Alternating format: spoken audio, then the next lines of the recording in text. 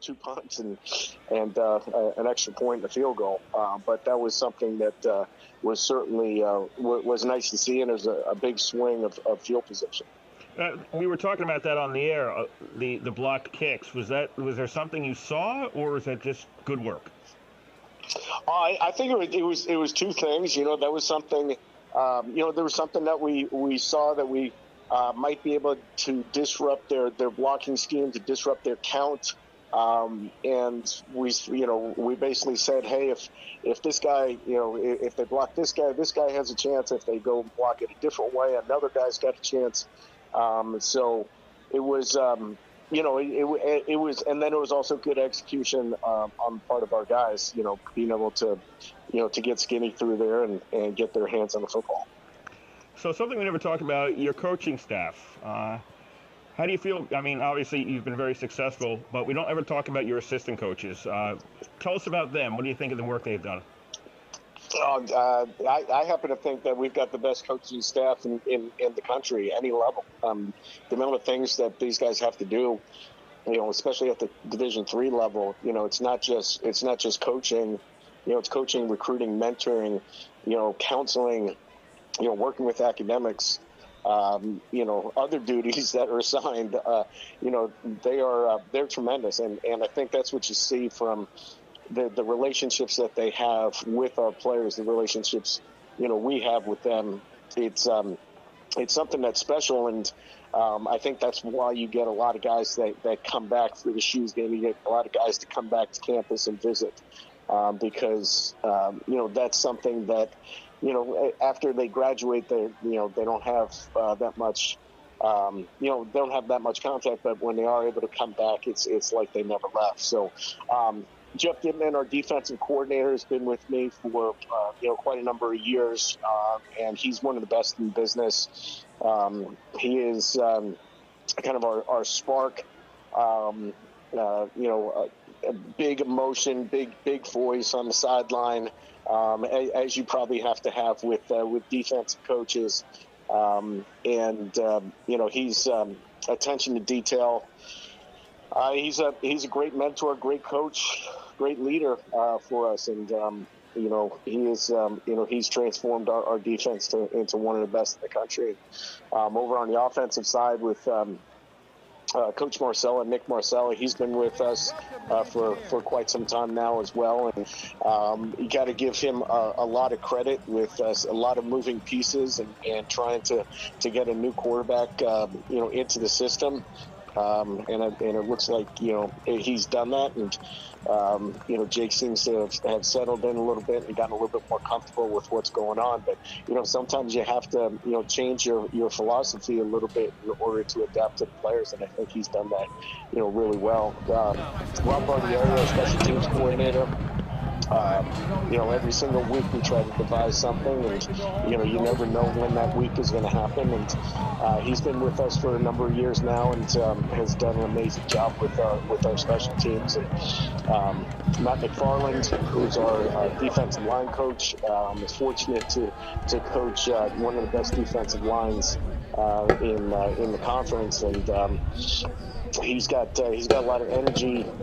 And he's a great mentor, a great tactician as well. Carl Mofor, who's our running backs coach, he had just graduated from University of Albany with a great career as a running back there, and he's brought a lot of knowledge, relates really well to our players, and I think that's one of the reasons why you have a lot of production at that running back spot. So, the center, number 51, Thomas. Like I said, I think it's the best. At right guard for the Engineers, number 62, Aiden Montero. With everything that these guys have to do. At right tackle, and now number 68, this week, Luke Morrisville Koschel. State is your opponent in an ECAC bowl game. Tight end, number 10, Shane Allison. RPI has played Morrisville State. What do you At think wide receiver, number 4, DJ Palmer. They are an extremely talented number 1, Sterling Walker Sutton. Their defense is probably the fastest And number 7, defense Peter Lombardi. that we've ever played against. At running back for RPI, number 20, Christian Buckley. A combination And then quarterback number 19, Jake Kazanowski. When people, if they want to look at the rest of the Engineers and their head coach, Ralph Icernia. Different things like that. But, they're extremely talented, really good football team. On offense, they've got a dual threat quarterback. They really like to run their quarterback a lot. But their running backs and receivers, their skill positions are also really talented, and they've got a very large offensive line as well. So, this is this football team in Morrisville State. They have our complete attention. That's for sure. Okay, good luck against Morrisville State, Coach. All right, thank you.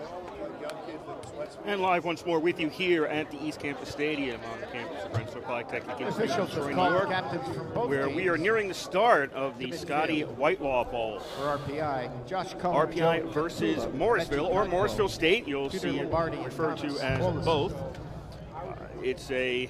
The wind just started to pick up here at the East Campus Stadium. There was no wind while we were standing around waiting for the game. It just started to pick up. It is sunny. It is, I guess, mostly sunny. There's very few clouds in the sky, which will help because it's about 35 degrees out there. It is a cold day, the coldest day RPI is going to play football this year. And number 2, Ernesto Mitchell. We're not in the part of New York State that's getting pummeled by snowfall, so that's not going to be an issue today, but it will be kind of cold out there. Morrisville State coming in, as I mentioned before, 7-3 on the season. I thought it'd be a better coming off a win last week against Hartwick, 38-12. Prior to that, their only 3 losses this year, you could say, are to the 3 best teams in the Empire 8. They lost to Cortland 28-7. They lost to Utica, and Cortland and Utica both in the NCAA tournament, 20-17. And then Brockport 2 weeks ago, 17-3. So competitive games for SUNY Morrisville.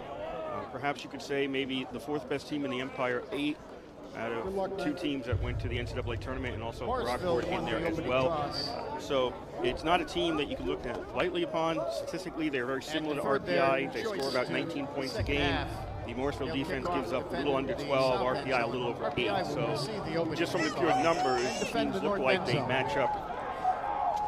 Well, it looks like almost identical to each other in terms of to honor and numbers respect our country and the men and women who serve and continue to serve. They had the coin we toss ask that you before. rise and remove your hats. We're about to get to the national anthem.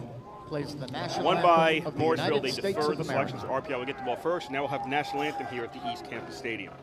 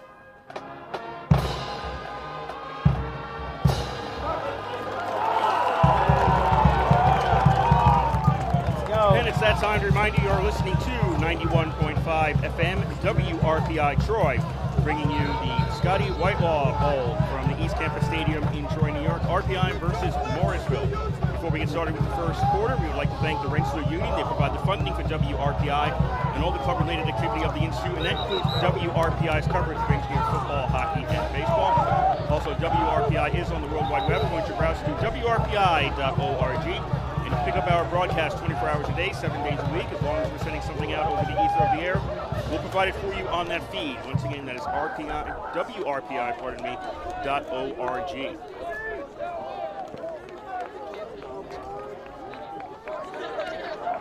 Number 39, Owen Cole to kick off. The one Sterling Walker. So Morrisville State will be kicking off to start out today's game. Back deep for the Engineers. Ball's teed up at the 35-yard line. Owen Cole will be kicking it away for Morrisville State. He is a lefty. RPI has Walker Sutton and Buckley back deep. The kick, it's a low one, goes past the up men, and it's going to be taken at about the 20-yard line, to the 25, to the 30, and on the kickoff return, RPI gets out to Number 0, Gil Goldsmith on the return.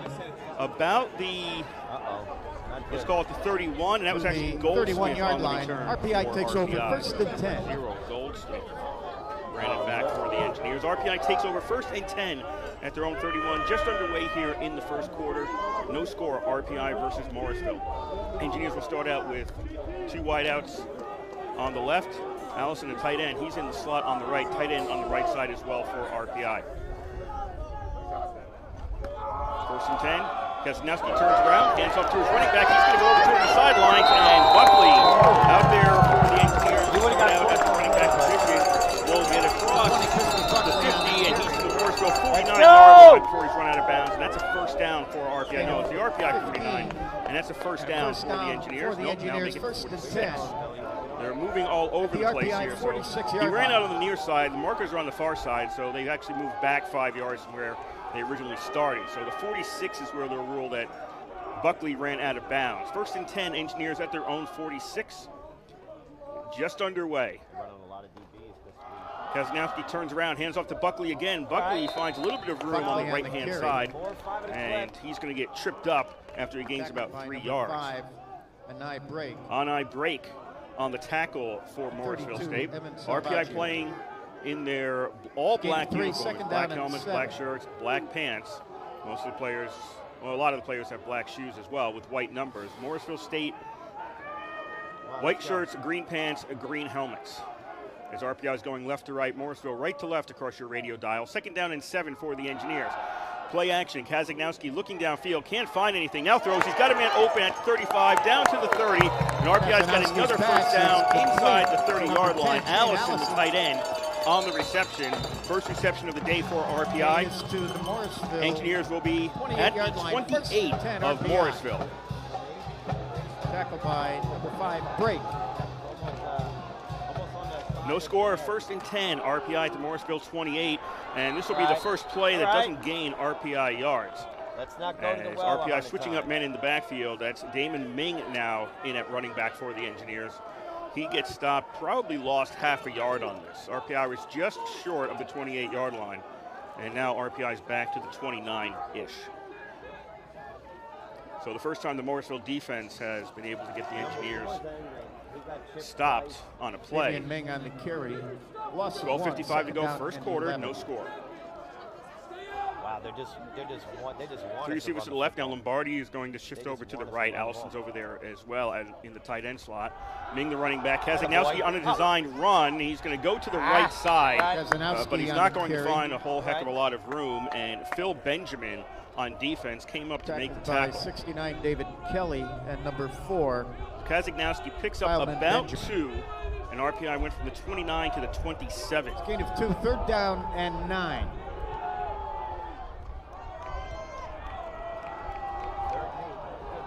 Three receivers on the left for third down. Allison, the tight end, on the right. Kasanowski drops back to pass on third and long. Pass that is incomplete. He misconnected with Palmer. Palmer turned and the pass was behind him. He was able to get a hand on it, but couldn't hold on to it. And it falls incomplete on third down. And RPI at the 27 is keeping the offense out there. Too far to kick. And a punt probably isn't going to get you much. So RPI on 4th and officially 9. I like it. They are keeping the offense out there. We don't have a score here. First possession of the game. RPI's got the ball. Palmer moving in from the wideout slot on the right. Now Kasanowski on 4th and 9, looks to throw, looking Lombardi, and it passes tipped, and it's incomplete. Before it got to Lombardi at the goal line, one of the defensive backs got a tip on the ball. Lombardi got hit right after that, but that's a legal play. Any touching after the ball is tipped, that's legal, so not pass interference there. And Morrisville State gets the stop on RPI's first possession, as the Engineers are not able to convert on 4th and 9 at the Morrisville 27. And that's where the Mustangs will take over in today's game. 12:02 to go here in the first quarter, and we don't have a score.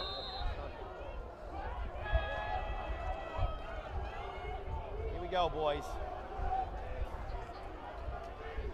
Mustangs are led by their quarterback, Stephen Frericks, and he's also their leading rusher.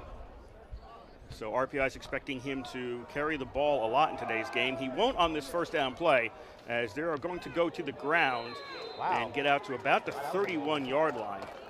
Well, he never got to the 31. Looks like that was Emmett Wood.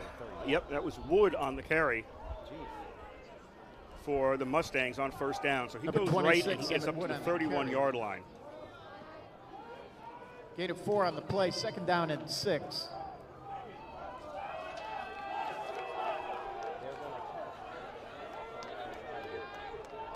Frericks has 556 net yards rushing coming into today's game, leading the Mustangs.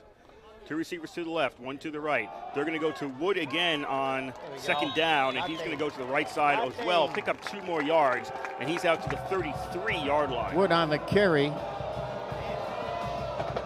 for a gain of 2 on the play. 3rd down and 4 at the Morrisville 28-yard line. So RPI's defense looking for a stop here on 3rd and 4 as the ball's at the 33. No score early first quarter, RPI versus Morrisville State. The crowd making more noise than I was going to expect. It's not a heavy crowd here at the East Campus Stadium. 3rd down and 4. Frericks throws in the flat far side. That's complete, but won't get the first down. This is actually Pass is complete. Right at the line of to number scrimmage. 26. So Wood on the reception for Morrisville State, but doesn't pick up any yards. And on the 4th and 4 at their own 33, no gain on the play. 4th down and 4. 47, Hunter Regals into punt. Hunter Regals is back at his own 19-yard line to kick this away. Come on.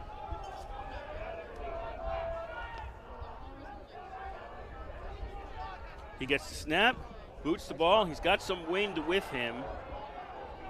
RPI taking it to the 19-yard line by Walker Sutton, and then he is just grabbed by 3 no return flag on the play. Mustangs and never got anything moving forward. He gets pushed back. Flag on the play also. And this was post-kick. So Brian Finn, the referee for today's game, will give us the call. We have exactly 10 to go here in the first quarter. No score. RPI about to get the ball for the first time. 2 flags, though? Or second time, pardon me. Block in the back on the return team, number 17. 10-yard penalty. So it's a block in the back against RPI, and that will back the Engineers up. Block in the back penalty against the Engineers. That occurred at the 24-yard line. So RPI is going to be losing yards and will not have good field position to start out their second possession of the game. So the tackle actually occurred at the 17. And this should be half the distance to the goal. They should be around the 8-yard line. Yeah, just a little bit beyond the 8. Penalty moves the ball back to the 8-yard line. 1st and 10, RPI. Al Shibley, the PA announcer here, agrees with me. So it'll be RPI 1st and 10 at their own 8. No score, first quarter. 5 minutes gone by in today's game. 3 receivers to the right this time. Nope, now Lombardi's going to shift to the left. Tight ends on that side as well. As RPI 1st and 10. They'll hit the ground, and this will get some yards and get them some work out to the 16-yard line. Buckley, is it Buckley? Yes, Buckley running Number straight 20, ahead, gets Christian out to Buckley the 16. On the carry so he picks up 8 on first down. 16-yard line. It's gain of 8. So definitely a lighter Second crowd down than what we and saw 2. last week for the Dutchman Shoes game. Also, the weather is rougher, shall we say, than last week for the Dutchman Shoes game.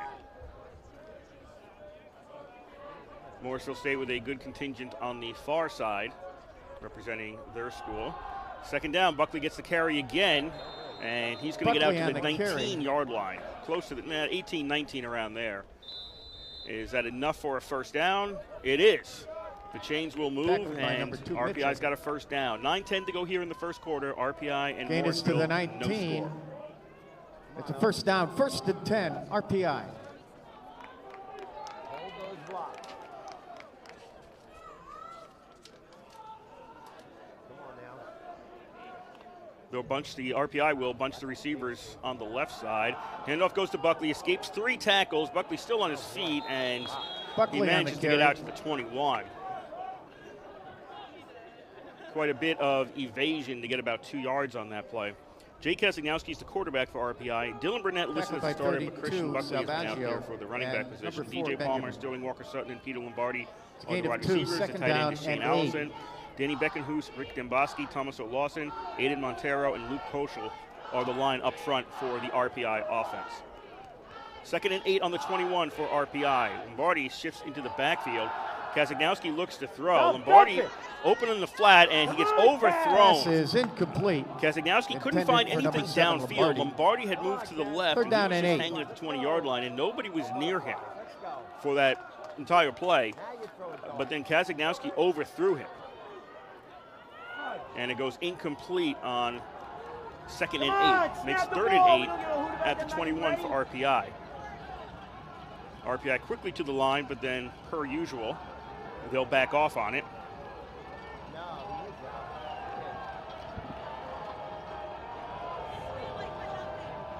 Now RPI getting ready to snap. I don't know if they set. Allison goes in motion. They did. The official's going to rule they did. Kazagnowski's under a lot of pressure. Now he's going to throw the ball. That is complete to the 30, and that'll be a first down. Walker-Sutton. Kazagnowski found Walker-Sutton right around the 27, and he makes the catch and gets out to the 30-yard line. First down for and RPI. That's a first down. Line to gain was 29, so he just got it by a yard. But it's a first down, and Kazagnowski avoids the trouble in the backfield, finds the open receiver, and gets the Engineers a first down. 7:50 to go here in the first quarter. No score, RPI versus Morrisville State. 2 receivers to the left, man in the slot on the right, tight end on the right as well for RPI. And back to the ground, and RPI going off the right side of the line this time will get out to the 34-yard line for a pickup of 4. That's Ming in the backfield now. So we haven't seen Burnett. Tackled by number 4, Benjamin, and 32, We've seen Buckley and we've seen Ming, but we haven't seen Burnett on the field. 4, I don't see him on the sideline. Not to say he's not there, but I don't see him in uniform. The teams have smaller rosters than a regular season game. I'll get to that in a moment. 2nd down and 6, ball to 34 for RPI. Fakes the handoff to Ming. Kazagnowski looking to throw. Gets away from pressure. Rolls to his left. Flags are coming out. These are going against RPI. Kazagnowski throws it away. Flag on the play. And there's at least 1 penalty, if not 2. Looks like it's going to be 1 against RPI. And it's an incomplete pass. So RPI is just going to lose yards. Number 62, 10-yard penalty. Replay, 2nd down.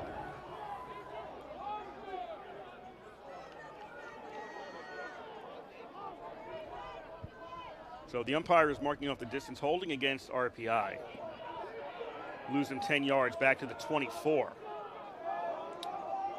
Holding penalty against RPI. For these AC games, they're following the NCAA rules in terms of roster size. Line. So I think they're limited to about 2nd 54 down players. And 16.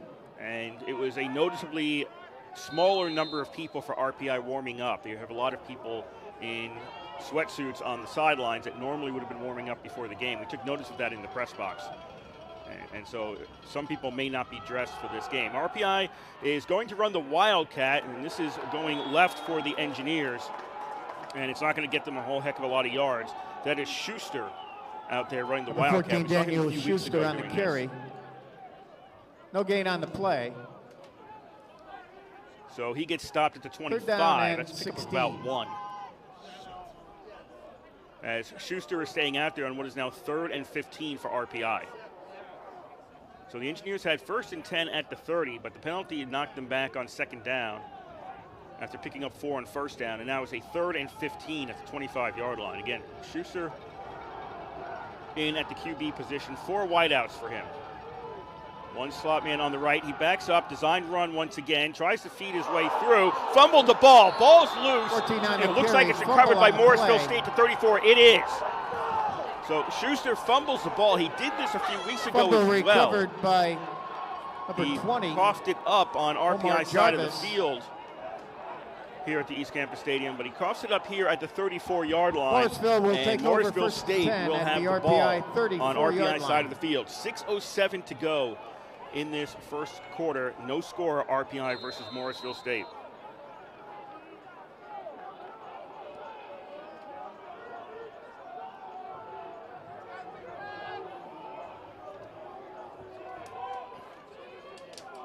Mustangs come out. They're going to shift their wide receivers to the right from the left, obviously. It's the only other place to be. Handoff goes to Wood. Wood's going to run right. Wood finds some running room. His flag comes out behind the play. Flag on Referee the play. Brian Finn Number threw that 26, flag. Wood So on the carry. this is going to be holding against Morrisville State. What would have been a pickup of 8 is going to get wiped out. Holding. Offense, number So that'll back them 49. up. 10-yard penalty. Stephen Replay Frericks first is down. the quarterback for Morrisville State. Emmett Wood, Holding the running back. penalty The against fullback is Morrisville. Brandon Mapp. Tight end, Kamal Jarvis. Wide receivers are Gerald Cheney and That Justin will move Adams. the ball back to the line up front, 44-yard Andrew line Popa, Darren Sloan, Brian Mapp, First Cole and Williams, 20. and Kyle Farrell. for Morrisville. Loss of 10 on the play. Morrisville State back to the 44-yard line for a 1st and 10. They're on RPI side of the field. 5:50 to go first quarter. No score, RPI versus Morrisville State. 2 receivers to the left, 1 to the right. Frericks rolls out to his left, pass. That is complete near the sidelines. That'll be Cheney.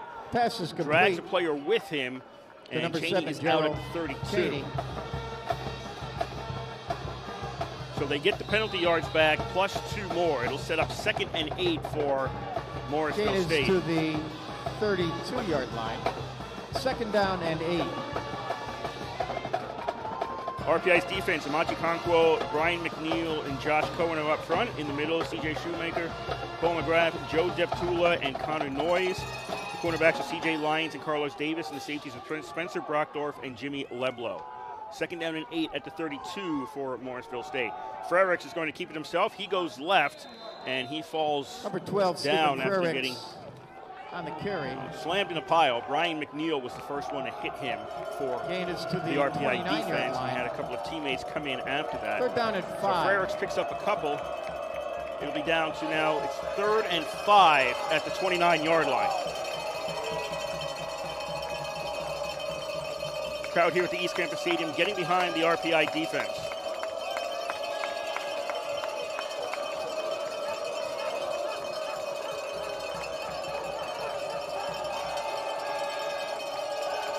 Three receivers on the right.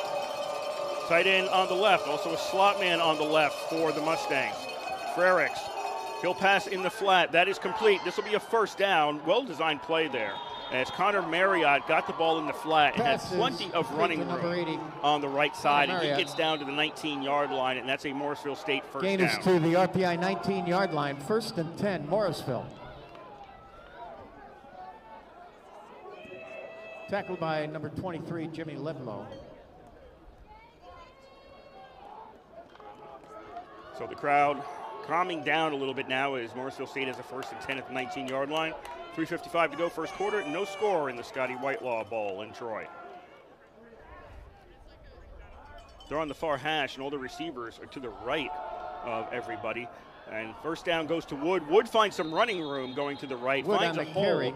It looked like he wasn't going to find anything before he ran out of bounds, and instead he ends up picking up 5 yards. Gain of 5 on the play. 2nd down and 5. Out of town early in the 1st. Ithaca is trying to make this one over. Their game over early in the 1st. They have a 21-0 lead on UMass Dartmouth in the NCAA playoffs. That is taking place in Ithaca. The Bombers defeating Cortland last week down at Yankee Stadium, 2 9-0 teams. Ithaca came out on top. They got a home game. Cortland's on the road. Wood takes the ball on 2nd down, and he loses it. He fumbles it. Noyes may have covered, and he did. Fumble on the play, recovered Wood by lost the RPI. ball as he was trying to fight off Connor Noyes. The ball comes loose, and Noyes jumps on Tackled it, by number and 11, he's got it CJ at the Shoemaker. RPI 18-yard line. The Engineers will take over 1st and 10 at their So own RPI gave it 18-yard away on line. the fumble, and now they get it back on the fumble.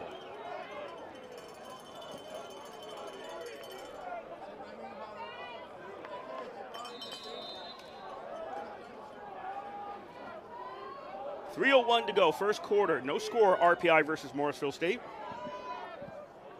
As the Engineers are back out on offense for the 3rd time in this first quarter.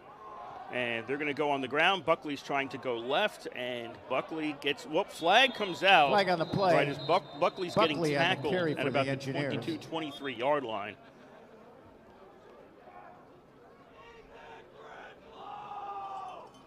That was from the head linesman.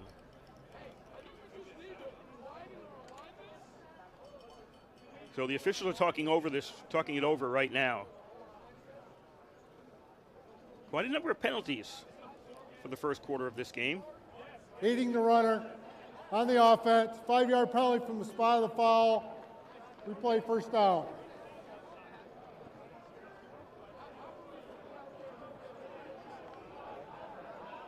So RPI getting penalized 5-yard 5 penalty yards. against the Engineers. Moves the ball back to the 17-yard line. It's 1st and 11. So it'll be 1st and 11 RPI.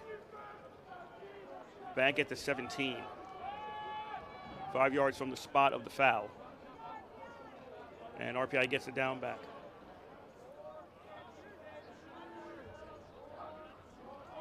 And RPI keeps it on the ground. Buckley finds some room, moves it to 25, to the 30.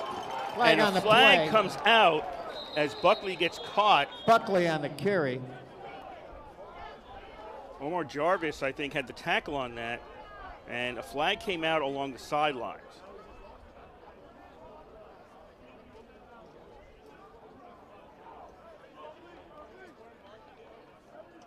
So it was on the side that Buckley was running towards. That's the near side. If you're watching on RPI TV, Sideline if you're on the radio, it interference. doesn't matter as much. Official to a coach, that's 15-yard penalties. Still results in a first down. Okay, so I'm a little confused here. The officials backed the ball up. Sideline interference penalty against the Engineers. Moves the ball back to the 15-yard line. I think they're calling sideline interference against RPI. So the ball is back to the 15-yard line. And it's a first down and 10 at the 15. Well, assuming he got the first RPI down. with a 1st and 10 at their own 15. Assuming he got the first down on the previous play, then yes, they would back it up and make it 1st and 10 at the 15. So RPI gets penalized, and they do get a first down on the play. It was a little confusing there. RPI goes to the ground on first down at the 15-yard line and gets 3 yards out. We're at the 18. So we're under 2 minutes to play here in the first quarter. No score, RPI versus Morrisville. 3. 2nd down and 7.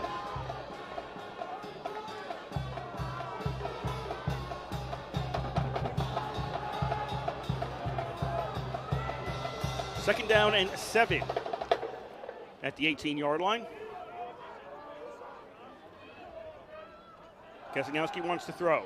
Scanning the field, finds a man. That is Palmer, complete. Palmer to the 25, and Palmer is Kasanowski's finally pass is tackled complete to at about the Palmer. 28-yard line. Dante McGowan took him down. That Morrisville defense, Justin Tackled by Anderson, Will 37, Brown, Dante and David McGowan. Kelly are up front. The linebackers are Gain Phil is Benjamin, to the Ernesto Mitchell, and 28-yard Joe line. Miller 1st Labar. and 10, We also RPI. have Evan Savageba. I'm going to look at that one. I'm going to get a better pronunciation on that one in a moment. Hang on for just a moment. That is Salvaggio, pardon me. Salvaggio is basically a rover. RPI on 1st and 10. They're going to give to Buckley, and Buckley's going to find room on the left side, moves up ahead, and he's 20, out to the Christian 36. Buckley on the So carry. let me correct that again. Salvaggio, Evan Salvaggio is kind of a rover. And I break Omar Jarvis, the Dante 36-yard McGowan, and line. Josh Williams Second are down the and defense 2. or the defensive backs for Morrisville State. RPI moving the ball. They're out to the 36 now for a 2nd and 2. No score, 30 seconds left to go here, first quarter in Troy. 3 receivers to the right for RPI. Allison in the tight end position on the left. RPI does have to run a play as time is winding down in the quarter. They do have to run a play here. They're running out of time. 5 seconds to go. Lombardi goes in motion. He's near the line at the snap. RPI keeps it on the ground and looks like another fumble. The third fumble today. And did Morrisville State recover this one? Buckley Yes. on the carry, RPI fumbles the ball. Morrisville State Morrisville recovers at the 37. And so that was a Buckley on the run. Yes, Buckley on the run for RPI. He coughs it up at the 37-yard line. And with 4 seconds to go in the first quarter, our third consecutive drive that ends on a fumble. And Morrisville State will have the ball and Morrisville takes over first and 10 to start out at their the third drive. RPI 37-yard line.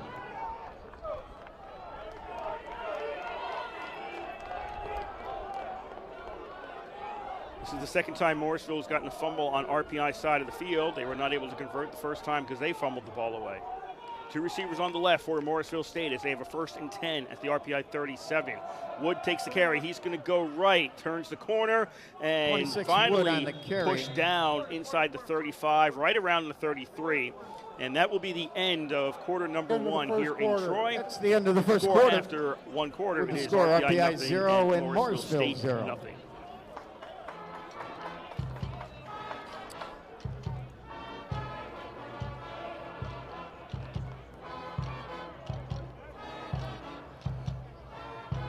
In the Asa Bushnell ball, Hobart just scored to pull to within one of Washington and Jefferson. That's a 7-6 game right now. The conversion, I think they're still waiting. No, maybe not. No. The conversion must have failed, so that is right now a 7-6 game.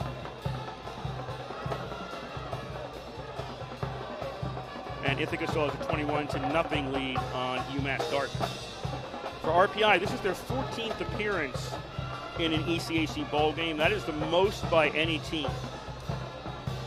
There was a three-way tie with 13. RPI has now moved ahead with their 14th appearance.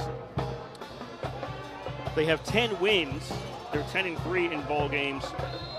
That is one win behind Alfred, who has 11, and that's the most by anybody in ECAC bowl games. Alfred's 11-2. That's their record in their 13 bowl games.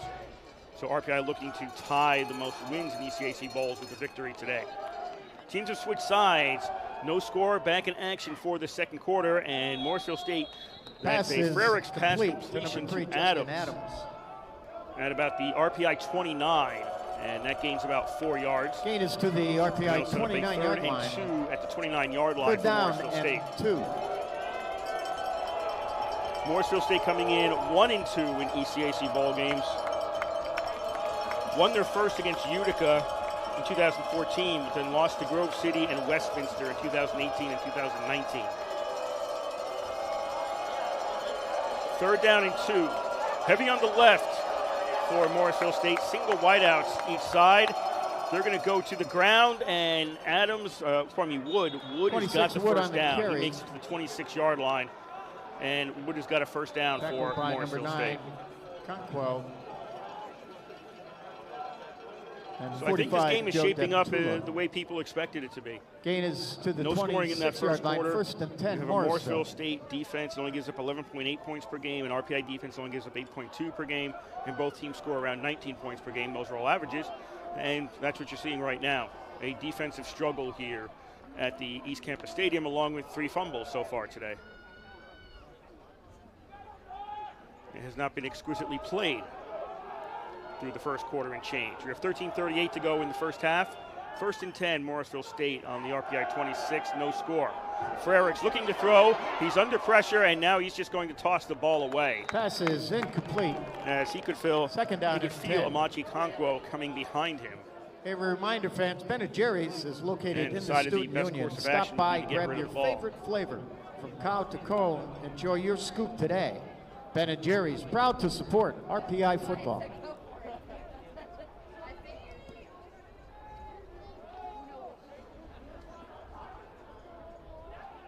Morrisville State back to the line. Single wideouts each side on 2nd and 10 at the RPI 26. This is a double tight end formation for the Mustangs.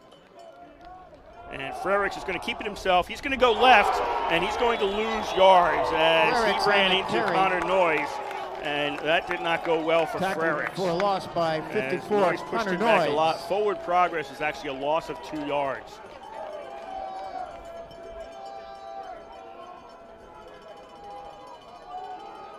Morrisville State now back to the loss of 28 2 on the play.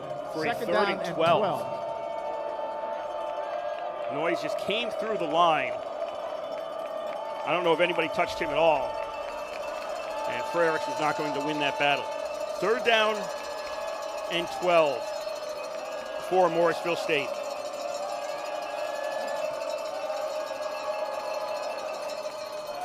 Frericks wants to pass. Under pressure again, hits his own lineman, then comes rolling over to the right, rolling to the right, and now grabbed and taken down by Deptula at about the 30-yard line. Frericks is tackled for a loss. So there was nothing open downfield for Frericks to go for. And he kept moving, trying to buy himself some time, but he never found anybody open, and ultimately Deptula got to him. And now special teams unit is coming out for Morrisville State. Is 4th going to and be 13 from yes, the RPI. They're going to try a field goal. This will be a 46-yard attempt from the right hash. Owen Cole, the kicker. 39 Owen Cole into attempt. He's a left-footed kicker. Frericks on the hold. Again, 46-yard attempt.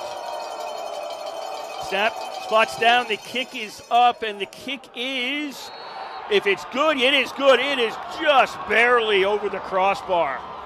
46-yard field goal is good just by barely. Owen Cole. It didn't really have hardly any height at all. With 11:46 it was almost a line drive, and it just makes it over the crossbar. And RPI 0. that puts Morrisville State up RPI would like to 3-0 thank with 11:46 to go. BSN Sports, in the Hilton first Garden half. Inn, Troy. 46-yard field goal by Pattison, Sampson, Ginsburg, and Griffin Law Firm. Rensselaer Alumni Association. Recovery Sports Grill. SEFQ, Repeat Business Systems. Yankee Trails. Rensselaer Dining Services. CDPHP. Pepsi. I don't know the Ryan's exact Wake, stats, but I Gatherers would be shocked Granola, if we had seen East a Stewart longer Jones field Hacker goal Murphy Law Firm here and at Turner Construction. East All Campus proud Stadium this year. sponsors of RPI Athletics. RPI does not have a 40-plus field goal this season. So certainly it wasn't RPI.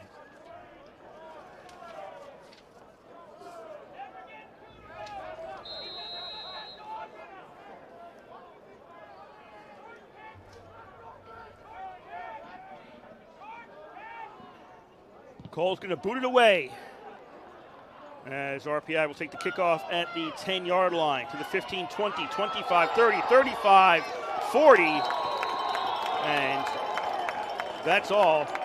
The 32, Cassius Johnson. 40-yard line for RPI on the return.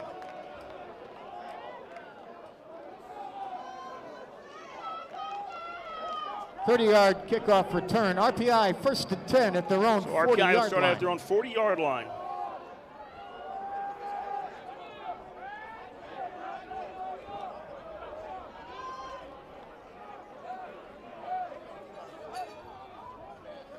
Best field position for a start of a drive for RPI today. Lombardi goes in motion to the right-hand side. Two receivers on the left for RPI. Kazinowski takes a snap. He hands off. And first attempt to go right, doesn't get anything. Now straight ahead will get about 3 yards. As Ming is now the running back for RPI. So we haven't seen Burnett today. We've seen Buckley and Ming, but no Burnett. And I still don't see him on the sideline. I'm probably safe to assume at this point he did not dress for today's game. 6.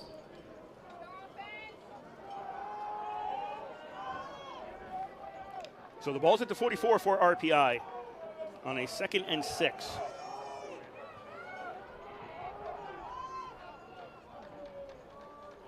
Allison now is the man in motion for the Engineers. Handoff to Ming. He's going to go right, finds a hole upfield, and he'll get the first down. And on the carry, crosses the 50 midfield and gets down to about the 49. Tackled by number 32, Salvaggio. Gain is to the Morrisville 49-yard line. First down for the Engineers. 10 RPI. Morrisville 49-yard line. 10:40 to go, first half. 3-0. Morrisville State leads RPI.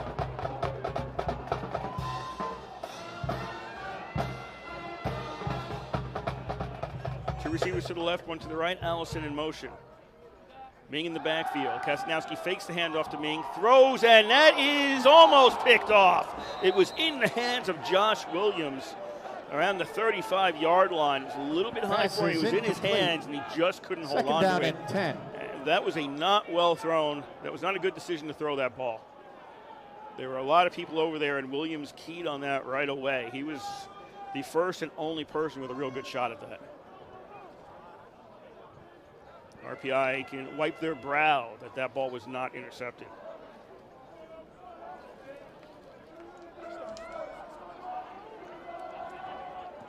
Second and 10 at the 49 of Morrisville State for the Engineers. Lombardi in motion. Handoff goes to Ming. Ming tries to find some room, more or less up the middle, and he stopped at the 46. Ming on the carry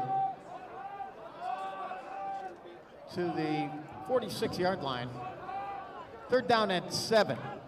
So RPI now with a 3rd and 7 at the 46-yard line. Looking over to the sidelines for the play. Sun has ducked behind the clouds, and there's a slight breeze blowing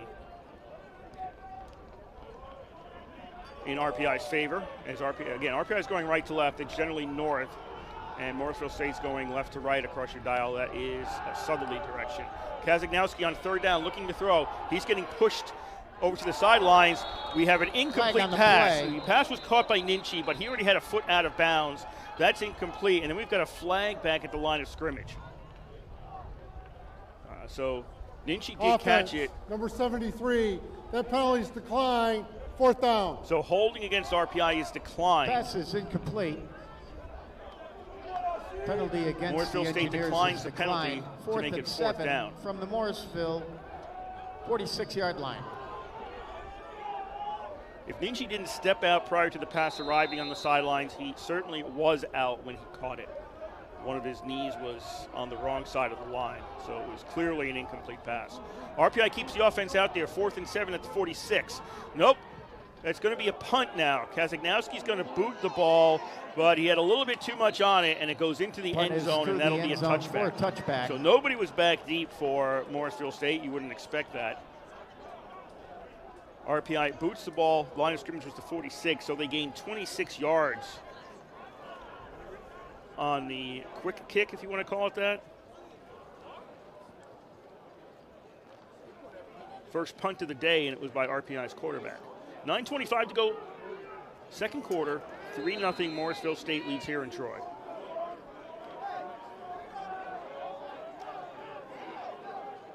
Morrisville first and 10 at their own 20-yard line for the Mustangs. Frericks has 3 wide receivers. Wood in the backfield. Wood takes the handoff, tries to go off the left side of the line, picks up about 3 yards out to the 23.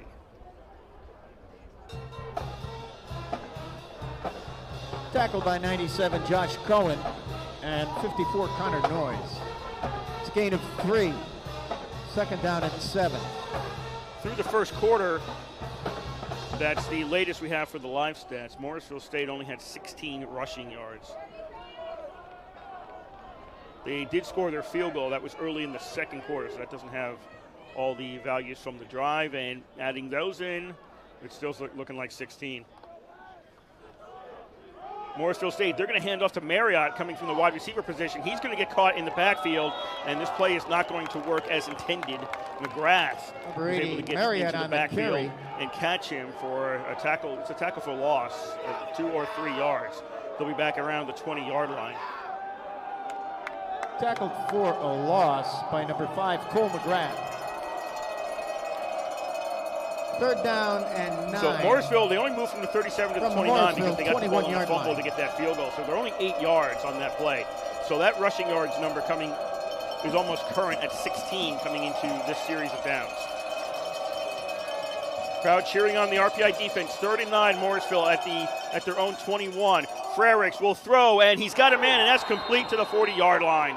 Finds McDonald to number 83. In a seam, McDonald. gets it out to the 40, and Morrisville State keeps the drive going. 19-yard gain, 1st and 10, Morrisville at their own 40-yard line. He hit the ground upon receiving the ball, so no really tackle there. He went down on his own. But it's 1st down for Morrisville State at their own 40-yard line. We have 7:40 to go here in the first half. Morrisville State leads RPI 3-0.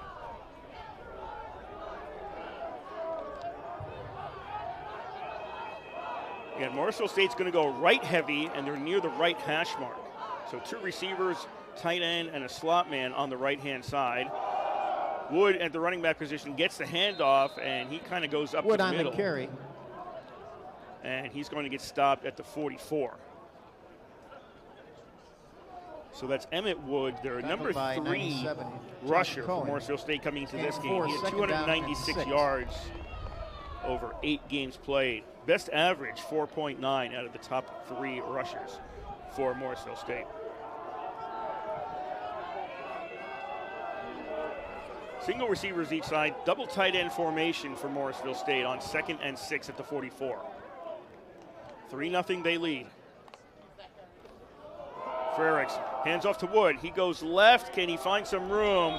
The ball came loose. They're going to say he was down on forward progress at the 46, pardon me. He actually went down around the 45 or 44. He got pushed back. But they're going to say forward progress at the 46, not a fumble. Number 11, C.J. Shoemaker.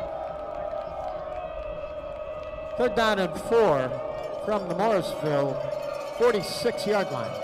Morrisville State now looking at a 3rd and 4 at their own 46. Wood in the backfield, 2 receivers to the right, tight end and 1 receiver on the left.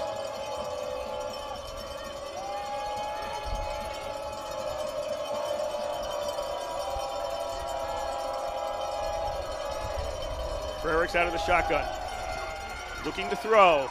Now has to roll around to his left, throws, and that's incomplete. Pass is incomplete. He was looking for a man at the RPI 48. 4th and 4 for the Mustangs. It was a low throw. He was looking for Marriott at around the RPI 48. The ball was low and it hit the ground. And now 4th and 4, and Morrisville has the offense out there. Could this just be an attempt to draw RPI off sides? And we are not going to find out right now, as Morrisville State is going to call a timeout. That's the first timeout of the half. That is the first timeout for the Mustangs. The RPI students bring a canned good to the women's and men's hockey games today. 3-0. Morrisville State leads RPI. Women's hockey takes on Post University at 3 p.m. Men's hockey hosts the University of Alaska at 7 p.m. Come on out to Houston Fieldhouse and support your Engineers.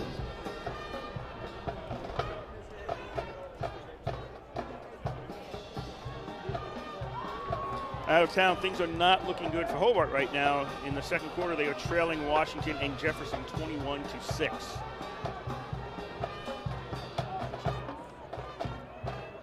Ithaca, with 12 to go in the first half, has opened it up.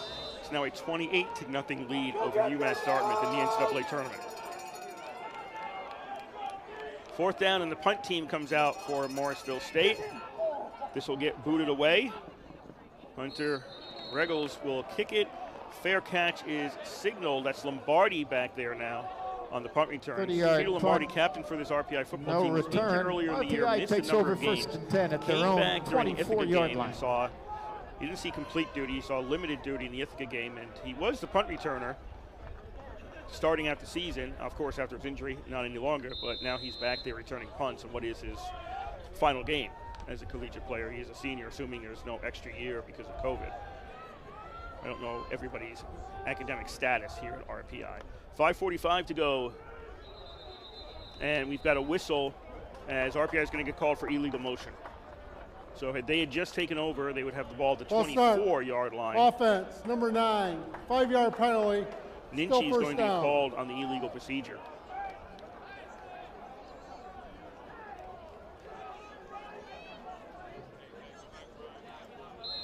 False start penalty.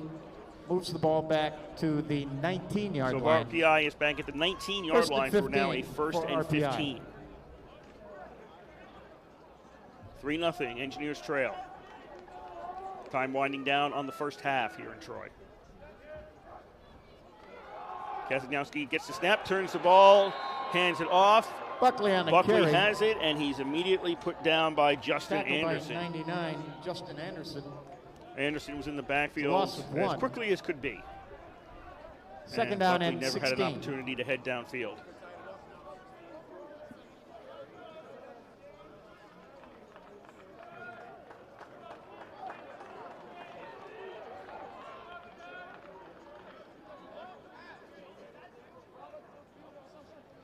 Now it'll be 2nd and 16, pardon me. That's a loss of 1 on that play. So Buckley loses 1 after the Anderson tackle. 2nd and 16. Kazagnowski fakes the handoff, under pressure, and he's not getting away from this. He'll get sacked right around the 10-yard line. Sacked inside the 10. Morrisville State, again, by number 69, David just Kelly. On raw numbers, these teams are virtually indistinguishable. David Kelly in on the sack for Morrisville. For offense, points allowed and points scored, indistinguishable between these two teams. And I think you're seeing that right now. A low-scoring game, and both offenses having trouble moving the ball. Follows at and if you're an RPI fan, you've seen that 24. Really a lot this year. A lot of low-scoring games. RPI's back at their own 10. 3rd and 24 from the 10-yard line. On the ground, Buckley's going to go left. Buckley trying to turn this upfield, starts to, but then he's going to get hit. Across the 15-yard line. And he is tackled, and that will not be enough for a first down. Salvaguillo on the tackle for Morrisville. 4th down and 17. I'm assuming it's a hard G. It's Salvaguillo or Salvaggio? Number 7, Anderson Burke. I don't know if it's a hard or soft G based on the pronunciation. For the Engineers. RPI with a 4th and, they're calling it 11 on the scoreboard. That's not 4th and 11. That's 4th and more than 11. And Burke will come out to kick the ball away, takes an RPI bounce, and RPI will down it at about the 25 of Morrisville State. So the line of scrimmage for RPI was the 17. They actually lost yards on that series of downs. 58-yard punt down away with at 3:32 the 25-yard line. Morrisville first half, and RPI trailing Morrisville State 3-0.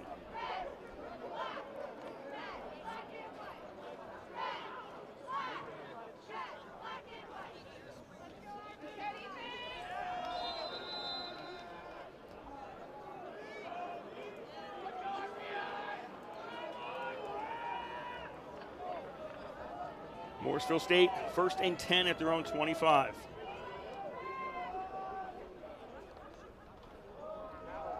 Frericks fakes the handoff, throw that is complete, and it was caught by Adams near the sidelines. He tried to make a move, realized it wasn't going to work, and then just pushed his left foot out of bounds to stop the play. 4 on the play, 2nd down and 6. If you're pretty sure you're not going to get anywhere, just end it right there and avoid the hit. That moves it out to the 29-yard line for Morrisville State.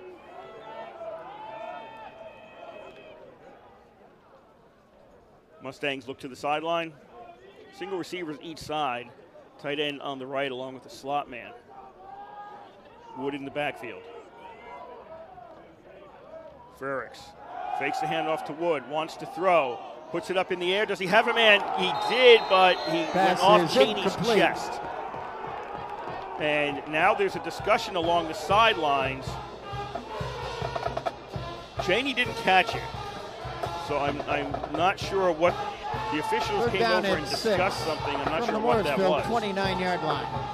But the ball wasn't caught by Cheney. So it hit him in the chest. If he didn't catch it right away, he couldn't because the foot he had down was the only foot that was going to be in bounds. Next time he stepped, it was out of bounds. So he either caught it right away or it was going to be incomplete.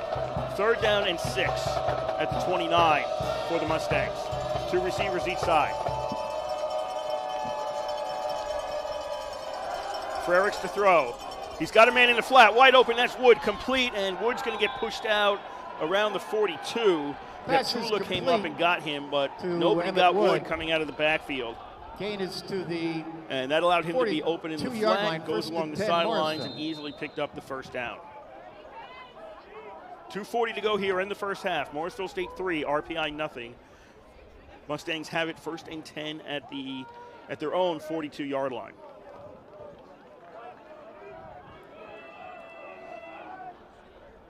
Mustangs put 2 to the right, tight end, and a remaining receiver on the left. Frericks on a design run. Follows Wood, the running back, but he gets caught. Frericks gets caught from behind, and he's down right around the line of scrimmage.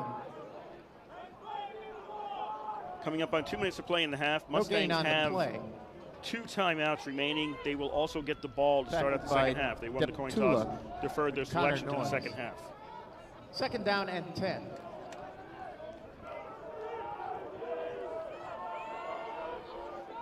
This will be 2nd down and 10 for RPI.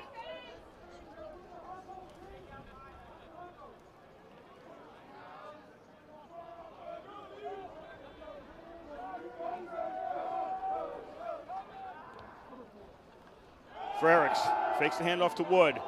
Looking downfield, he's got a man, but just overthrows him. Pass is incomplete. He just overthrew Adams in the middle of the field. 3rd down 10. Had it been maybe another step and a half, if he had gotten that, it would have been Adams inside the 15 with the man probably half a step behind him. I don't know if he would have gotten the touchdown, but certainly would have been in a better position for Morrisville State. 3rd down, 10 at the 42-yard line for Morrisville State. 1:27 to go in the half. 4 wide receiver formation for Frericks. He's going to roll to his right, throw, that's complete, and it's going to be Marriott at the 45, and RPI is going to call a timeout. They'll mark him at the 46 on the forward progress. RPI is calling a timeout with 1:17 remaining in the half, and Morrisville State looking at a 4th and 6. 4th down and 6. Timeout, RPI. Ed Raby Jr. is the head coach for the Morrisville Mustangs. Of course, Ralph Isernia, the head coach for the RPI Engineers. Hey, fans, don't forget, stop by the 50-50 table near the Pro Shop. RPI expecting a punt here from Morrisville State, and then with 2 timeouts left and time on the clock, trying to get a score. Not overly complicated. Out in Ithaca, it's now 34-0 Ithaca. Actually, 35-0, I think now. I think they just got the kick. So Ithaca is rolling it up on UMass Dartmouth, and barring some sort of disaster from them, they'll be moving on to the 2nd round. They've got the Endicott Springfield winner in the 2nd round of the NCAA tournament. Hobart's fighting back. They're on the trail by 16 now. Washington Jefferson's a 28-12 lead on Hobart. Number 7, Peter in an Lombardi ECAC back bowl game. for RPI. Regals to punt. Lombardi to return the kick. High kick. Lombardi signals a fair catch, and he gets it. Almost got interfered with by one of the Mustangs. That was Cheney, who was around him. I think Lombardi's having a discussion with the referees right now. RPI 1st and 10. It was a fair. He did signal a fair catch before they kind of got mixed up together. So it's not as if Lombardi could have run with the ball. 1:11 on the clock here in the first half. 3-0 RPI trails. They have it 1st and 10 at the 27.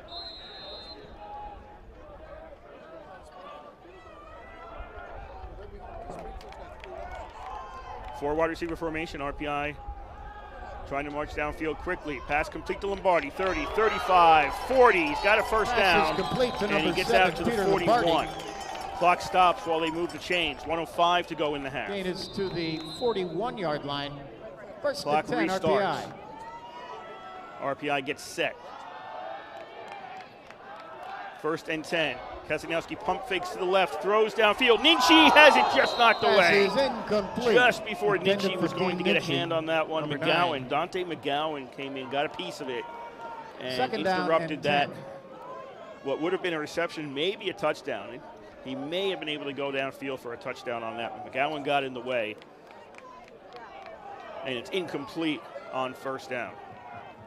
Clock does stop, though. 52.3 seconds left in half. RPI with a 2nd and 10.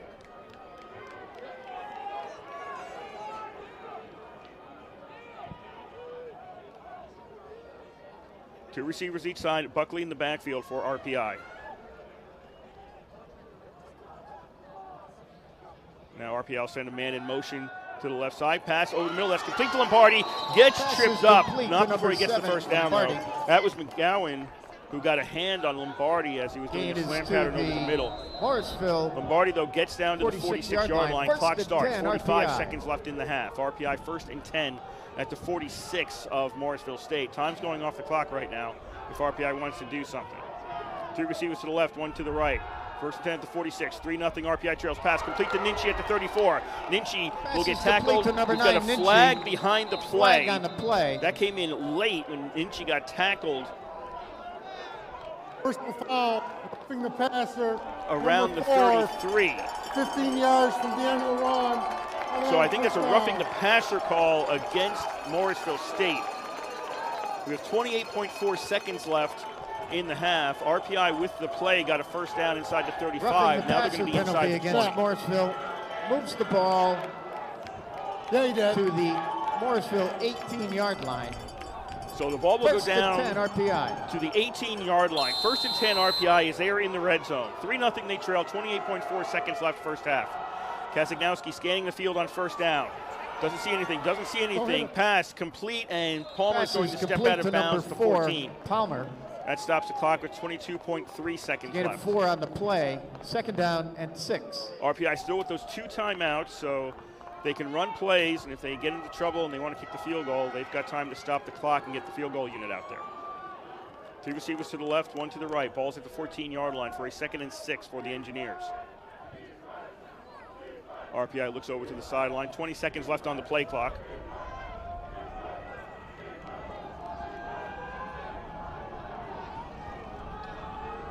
Lombardi goes in motion to the right. 2 receivers each side now.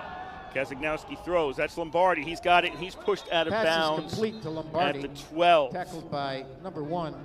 18.3 seconds left. Gain is to the 12-yard line. 3rd down and 5. So 3rd and 5 RPI, as they've used the clock well on this drive.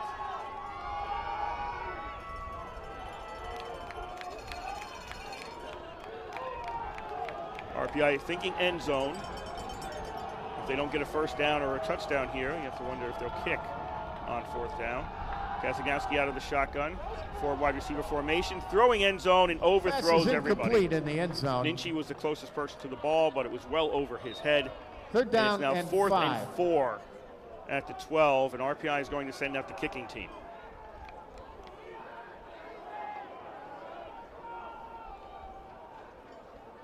So Merrick will come out to try a field goal. Where will this be spotted? It will be number at the 46, 19, Alexander 29-yard attempt from the right hash. Goal. Merrick is a right-footed kicker. Wind is blowing in RPI's favor. Although, yes, it is blowing in RPI's favor right now. 29-yard attempt. Snap. Spots down. Kick is up, and the kick is good. Kick is good. With 10.7 seconds left remaining in the first half. The score, RPI 3. has tied the Morrisville game State 3.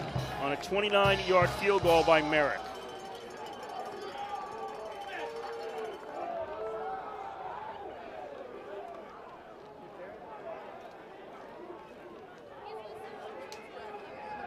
You at least want to go into the locker room on a positive note, particularly if your team is not getting the ball to start out the second half. You'll be playing defense right away. That's what RPI will be doing.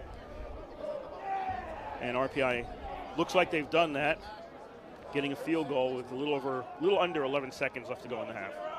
Just a reminder, this is WRPI Troy with Engineer football from the East Campus Stadium. Kurt set on the call for you in the Scotty Whitelaw Bowl, an ECAC bowl game here at the East Campus Stadium on the RPI campus.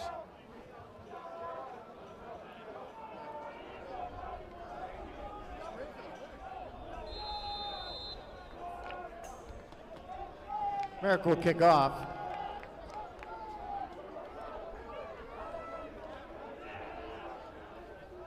Merrick will tee the ball up at the 35.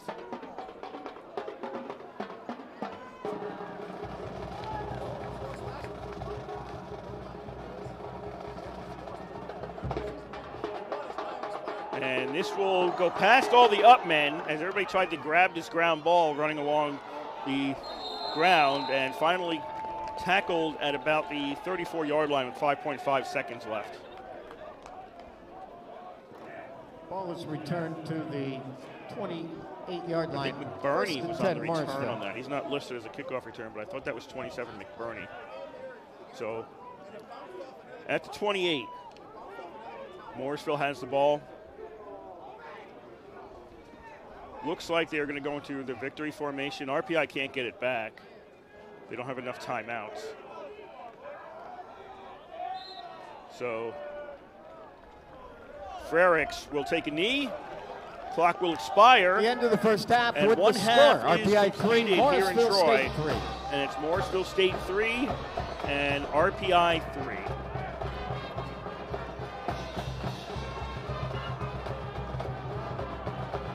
Live Stats is still trailing the actual game right now with about 3.5 to go in this game, or this half, pardon me. RPI had 128 yards of total offense and Morrisville State had 87. And that was when Morrisville State got the ball with 3:32 to go. So Morrisville State picked up about 21 yards after that. And then RPI got a huge chunk. They started at their own 27, ended at the Morrisville 12 for their scoring drive. So the total yards in this game right now are, once they catch up, will be lopsided in RPI's favor. The score is 3-3. Morrisville State's been the recipient of 2 fumble recoveries. RPI won. 1 fumble recovery for Morrisville State resulted in their field goal. So statistically, RPI's got the edge in this game, but they don't have the edge on the scoreboard where it matters, where we're tied at 3.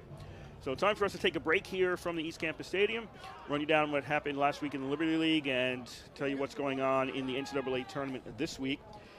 That'll be coming up during halftime. The score here after one half of play, it's RPI 3 and Morrisville State 3. And you're listening to live coverage of Engineer football on 91.5 FM, WRPI Troy.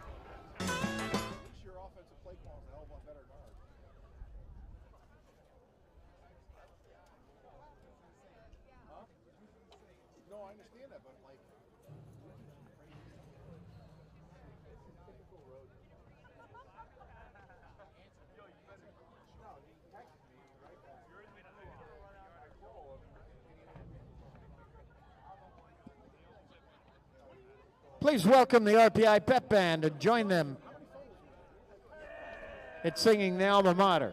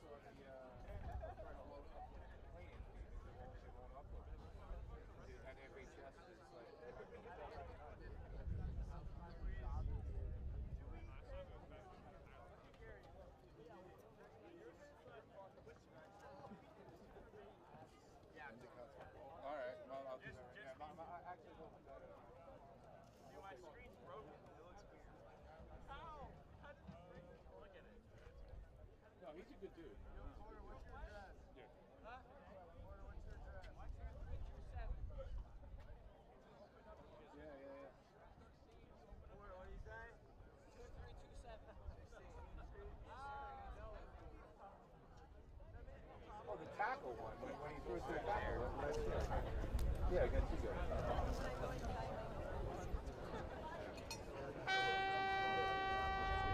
That was awesome.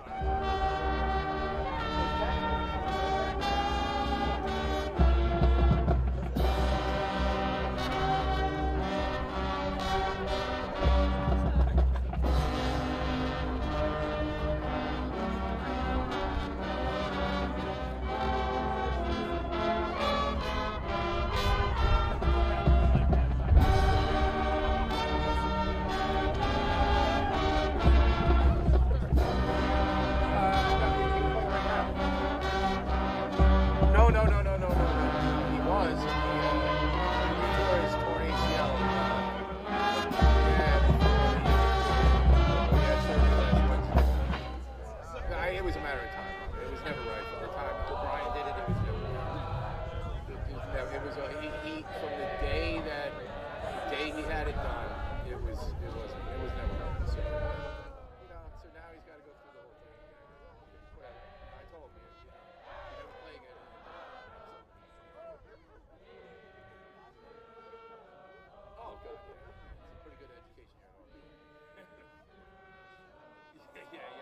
but I said you're good. I said you don't go join it.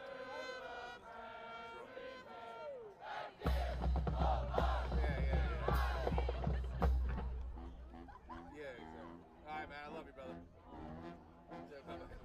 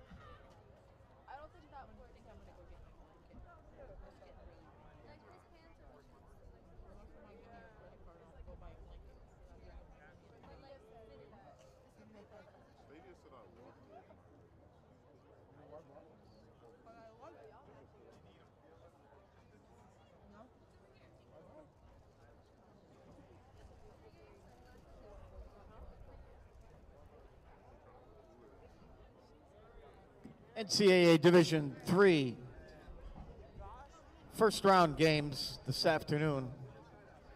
Late in the second quarter, it's Cortland 28, Randolph-Macon 21. Also late in the second, Utica 3, Susquehanna 3. And late in the second quarter of play, it's Ithaca 42, Mass Dartmouth 0.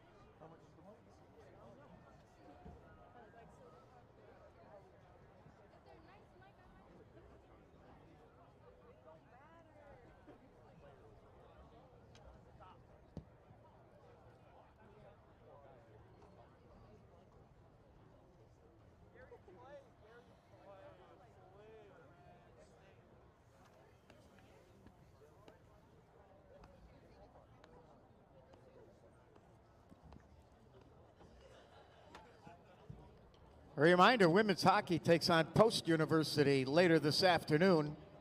Come on down to Houston Fieldhouse and support your Engineers.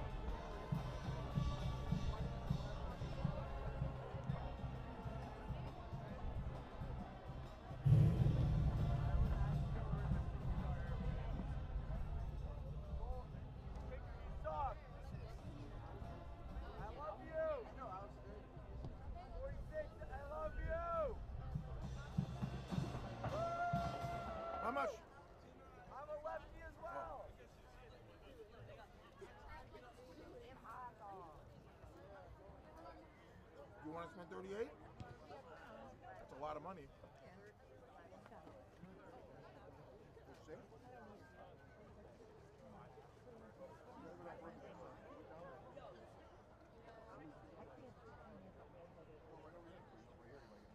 Have a good day. Oh, yeah, it's right.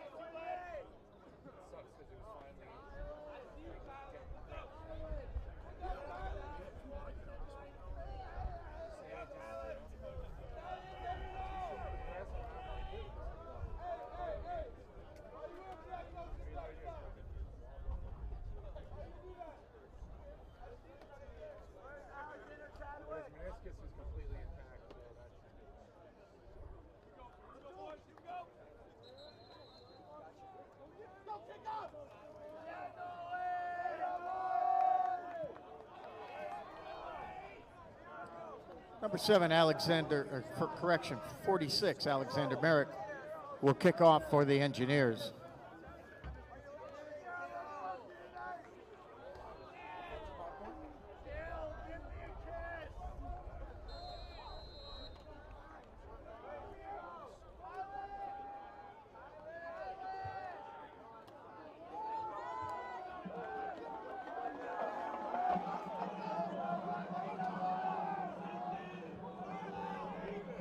Not familiar with geography, listen to us someplace else on the planet. No, we are not near Buffalo where the snow is falling at tremendous pace.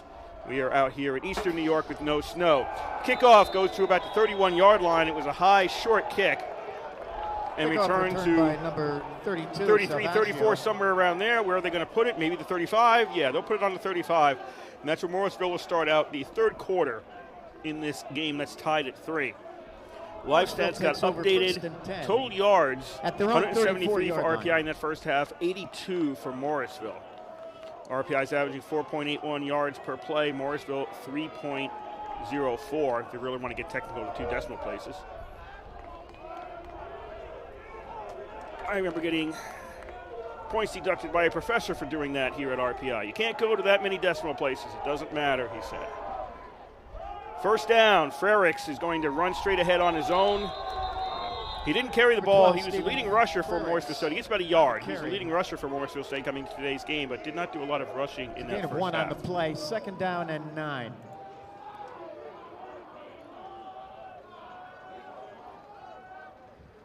Five attempts for Frericks in the first half for 4 yards, or actually 5 yards, gained net of 2. Wood ended up with a net of 25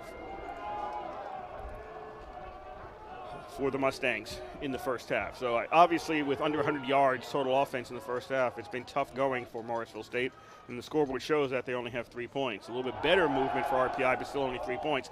Pass on 2nd down is incomplete. Frericks was looking for Jarvis at about the 45, but he was well covered, and when he went down towards the ground to get the ball, couldn't handle it cleanly, and it falls incomplete. So very quickly, Morrisville State's in a 3rd and long.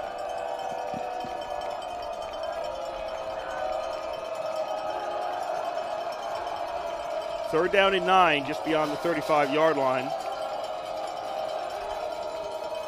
We're actually going to say the series of downs started at the 34. So 3rd down and 9 for Morrisville State. The enthusiastic, smaller but enthusiastic crowd here for today's game, getting behind the Engineer defense. Frericks fakes the handoff. The lefty slings it along the sidelines, and it's broken up by Davis, who I think had a shot at that. It was a low pass, and I think he ended up having to go off his leg as he tried to reach down for it. But it goes incomplete, and RPI gets a stop on the first possession for Morrisville State in the second half, and the Mustangs will be punting. For the Engineers, 4,700 Regals will punt for Morrisville. Regals back to punt. Lombardi to return this kick. He's standing at about his own 26. Kick is away, end over end. Lombardi tells everybody to get away from the ball, rolling towards the end zone, and does it make it in the end zone? No, it is covered inside the 1.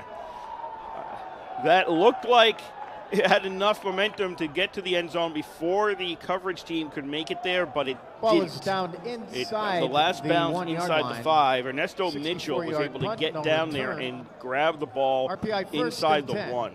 I mean, it's literally, from my angle, maybe a couple of inches off the goal line.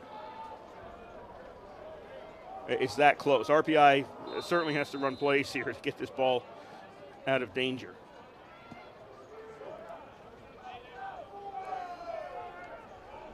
So 13:55 to go, third quarter. RPI inside their own goal line, call it officially the 1-yard line for a 1st and 10. And we've got a whistle. Flag on the play. Flag on the play. If this is against RPI, there is no half the distance at this point. False start. Offense. Number 62, half the distance, still first down. So RPI is getting called. I think it was offside, half the distance. False start against the Engineers. The ball, I don't see how the tip of the ball is not on the goal line at this point. That's how close it is. So RPI still 1st and 10 because that doesn't make a difference. It wasn't anywhere close to a foot, much less a yard difference. Pass out of the end zone, complete to Allison, and he's going to get a first down. Complete. You don't see people getting a first down to the 13-yard line very often, but he just got one because RPI was backed up so much. So gain is to the Engineers get some room. Kazagnowski finds RPI. Allison along the right sideline and gets RPI out to the 13-yard line. 13:40 to go here, 3rd quarter. RPI and Morrisville tied at 3.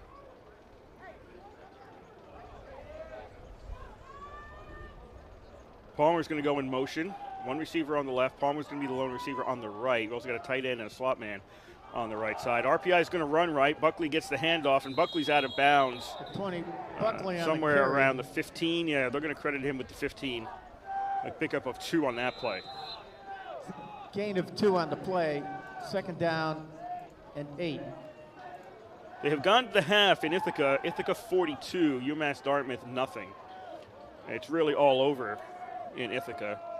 Just have to play out the remaining 30 minutes of that game.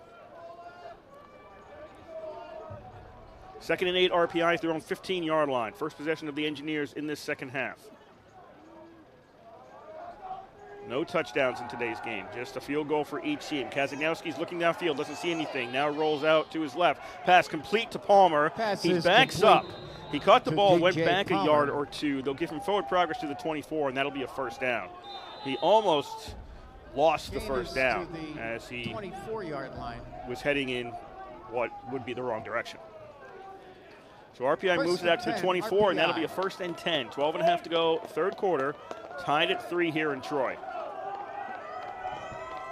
They've also gone to the half in another ECAC ball game. Washington and Jefferson leads Hobart 35-12 at the half. RPI on 1st down. Ninchi has it at the 23. Doesn't see anything in the middle of the field. Goes towards the outside and manages to fall forward and get to the 28. When he caught the ball, he was near the line of scrimmage. He backed up. It looked like he might lose yards. And then when he started running upfield, it looked like he was going to get tackled for 25. But the fall, he was able to move forward and get 3 more out of that, and he's out to the 28-yard line. Good work to pick up 4 there. As it's 2nd down and 6 at the 28-yard line for RPI. 1 receiver on his own, way to the left. RPI's on the right hash mark. The other 3 receivers are on the right, bunched together. Kazagnowski gives it to Ming. Ming to the 30, 35. He's got a first down, and Ming is out to the 41. So Damon Ming with the first down run out to the 41-yard line. Chains move. Ming on the carry. RPI keeps the drive going. Gain is to the 41-yard line. 1st and 10 RPI. 1st and 10 RPI at their own 41, and this time the run play doesn't work as well as David Kelly got into the backfield and took down Ming. Flag on the play. There's a flag on the play all the way on the other side of the field. Number 9 on the defense. 5-yard penalty, still 1st down. So holding against the defense, that was not anywhere close to where the play was. That was along the sideline. Moves the ball on the far to side the of the field. 46 that was yard about line. 45 yards away from the play. 5. It counts. So RPI gets a first down.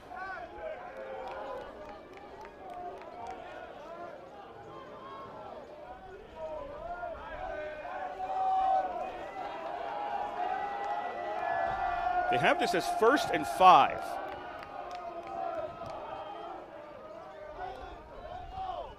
And they're going to give it to Buckley, and Buckley's going to get caught in the backfield, and he's going to lose a yard.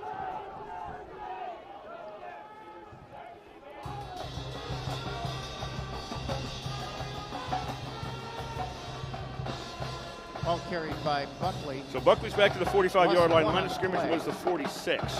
3rd down and 6. So RPI took the yards on the penalty to make it go from a 1st and 10 to a 1st and 5. And then lose a yard to make it 2nd and 6.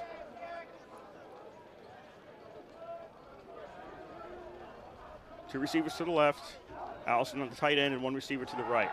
Kazagnowski in the flat to Buckley. That is complete. 45, hit from behind and brought down by Mitchell. To number 20, Buckley. And he's down at the 48. Gain is to the 48-yard line. RPI now looking at a 3rd and 3 at the 48-yard line. RPI has the advantage in yardage.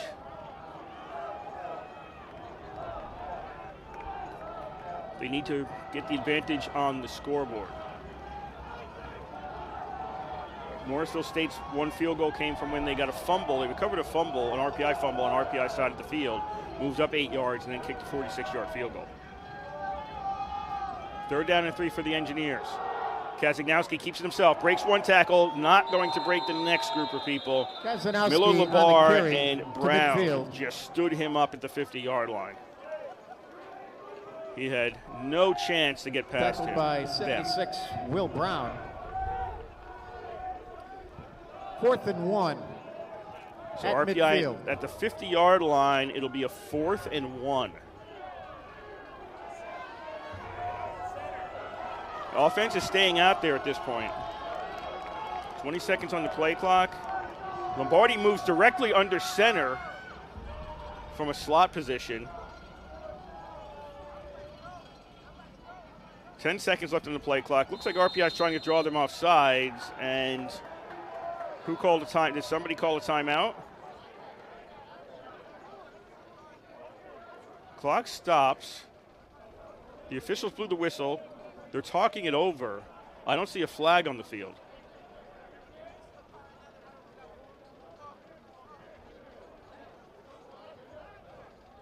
So again, Brian Finn is our referee. We're looking for an explanation here because there's no flag. Why did they stop the play? Inadvertent whistle on the play. Reset the play clock to 25 seconds. Okay, so there's no penalty on the play.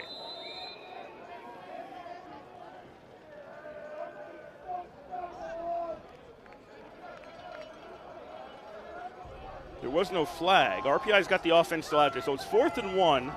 Clock is running.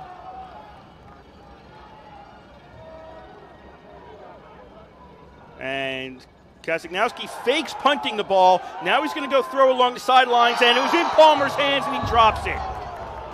Palmer had it in his hands at the 15-yard line. He got away from his defender. A bit of a push. They'll take over 1st and 10 Was it a foul? midfield. I don't know. Brake was the defender on that. It was in his hands, and he caught it. He would have had a 1st down at the 15-yard line. Instead, dropped, and it's turned over on downs at the 50-yard line. So RPI, Kazagnowski went back as if he was going to punt and then threw the ball. So RPI moves the ball 49 yards. They started out at the 1, moved it to the 50, but don't have anything to show for it as they turn it over on downs, and Morrisville takes over at the 50-yard line. 8:13 to go here, 3rd quarter, tied at 3, Morrisville versus RPI. Mustangs. Handoff to Wood on 1st down. Doesn't see anything up the middle. Flag comes flying in. Flag Wood is play. stopped after a gain of 1 to the RPI 49. And another penalty in what is kind of a sloppy game right now.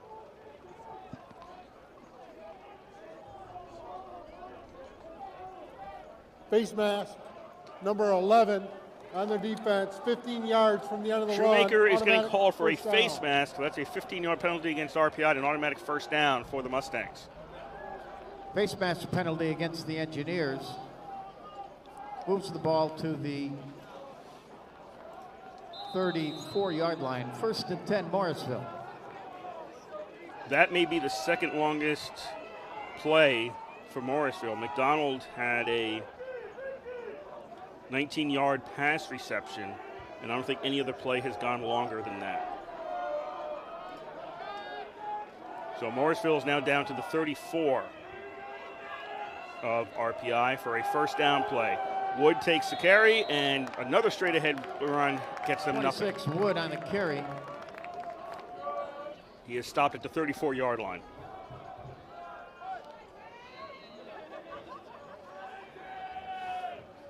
No gain on RPI the gave play. up the ball 2nd on down downs. and They were 10. outperforming Morrisville State, looks like 217 yards to 85. But again, tied at 3 on the scoreboard. 2nd and 10 at the 34-yard line. Single wideouts each side, double tight end formation for the Mustangs. Frericks fakes the handoff to Wood. He will throw to the 30, and that's all, just to the 30-yard line. Complete. To number 49, Brandon Mapp on the reception for gain of 5. Morrisville.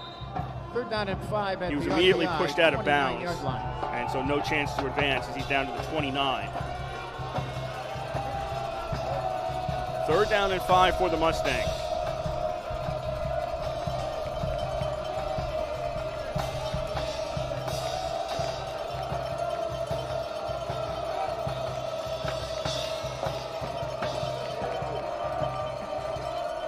Two receivers on the right, one on the left. That's Cheney alone on the left. Wood in the backfield. He moves out to throw, looking, and they've got a man. That was Jarvis at the 15, around the 16-yard line. He's in bounds for the reception, and that'll be a first down. We'll put it at the 15. That's a first down for Morrisville, and they're in the red zone. Gain of 14 yards. Drive First started out at the 50 Morrisville after at the RPI turned it over on downs. Morrisville is now down to the 15. 6:10 to go here in quarter number 3. Morrisville and RPI tied at 3.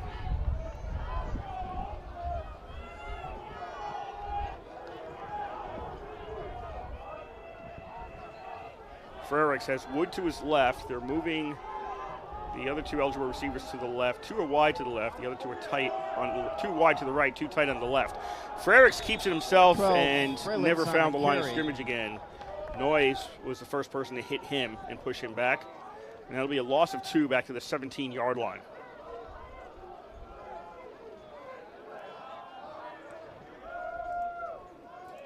Loss of 2 on the play. 2nd down and 12. So it's a defensive-dominated game here in Troy.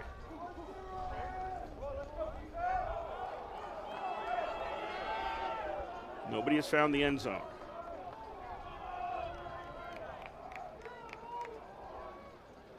2nd and 12 at the 17. Frericks drops straight back, throw over the middle, incomplete. Went through the hands of his receiver. Intended for number 9, Jarvis. 3rd down and 12. That was Jarvis. He was looking for over the middle. Went off his hands and still stayed in the air, but nobody from the defense could get to the ball. 3rd and 12. RPI looking to put the Mustangs in a position where a field goal attempt is their best option at the least here. Frericks throws, that's complete, won't be a first down. That was inside the 15 to about the 13-yard line. Marriott on the reception. To the 13-yard line. Put forward progress at about the 13, and that will send the field goal unit out.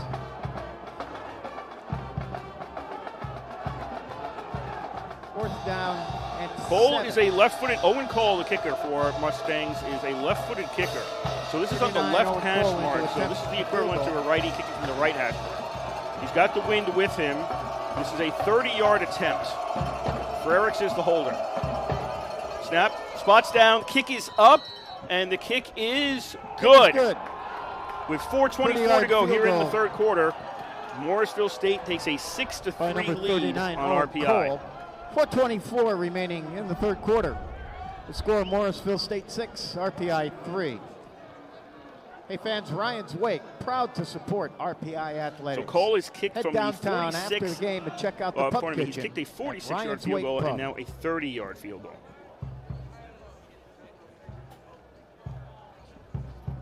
Morrisville State with the 6-3 lead. RPI has not led in this game.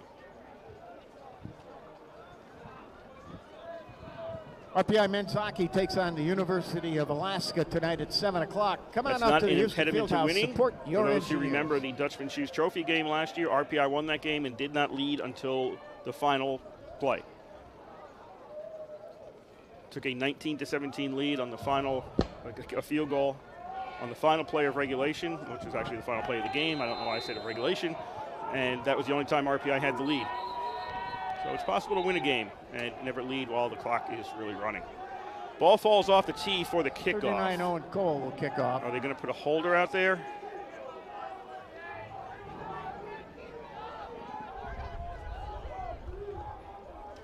Looks like Brake is going to come in and hold for this kickoff.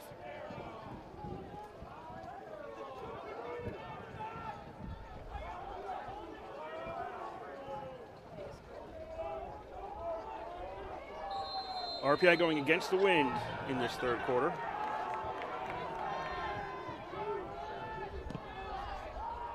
Ball's kicked away. Buckley is going to take it inside the 5. To the 10, 15. Ooh. Abruptly stopped inside the 20. That was return. Gamera on the tackle for the Mustangs. That was a human body running and abruptly stopping. And that would be at the 18-yard line.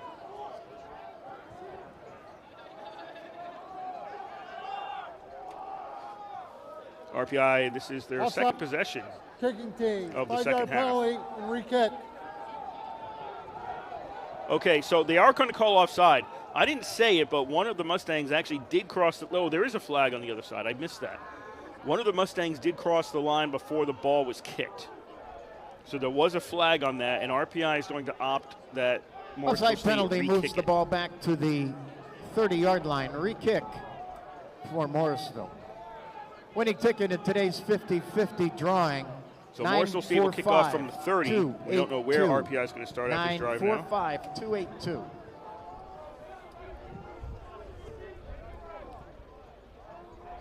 Out of town, they're in the third quarter. The other Liberty League games or teams in action today. Ithaca in the third quarter still leading UMass Dartmouth 42-0, and Washington and Jefferson leading Hobart 35-12 in the third quarter. Cole boots it away, taken at the 5-yard line. Buckley has to go off his chest, grabs it in the air. 15, 20, 25, 30, 35. Flag comes out behind the play. So again, sloppy here. Flags are coming out a lot, and it's actually not Buckley on the return. That was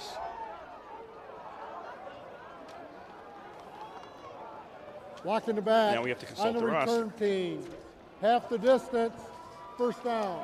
We're blocking the back against RPI. That is Johnson, Cassius Johnson, on the return for RPI, number 32. Blocking the back penalty against RPI. But the penalty certainly would have had RPI in better field position. It looks like that penalty occurred at the 19-yard line. So it's not even from the end of the return. RPI is going to get backed up inside the 10. They were better off taking it to the 18 after the previous play. Call this the 9.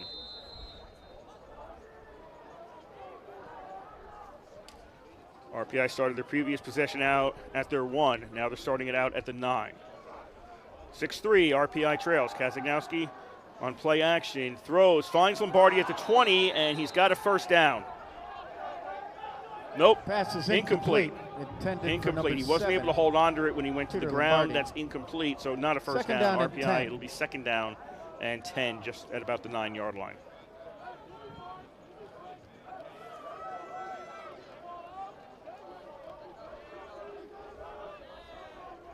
RPI is going to put 3 receivers to the left. Allison, tight end position on the right. Now Lombardi goes in motion to the right. Second and 10 at the 9-yard line. Handoff goes to Buckley, finds a hole, 10, 15, Buckley on his feet, 20, and to the 25. Caught from behind. Across the 25-yard line. By Salvaggio. And tackled by number 32, Salvaggio. Stopped just beyond the 25-yard line, but it's a first down for RPI. 3:45 to go here, third quarter in Troy. Morrisville State 6, RPI 3.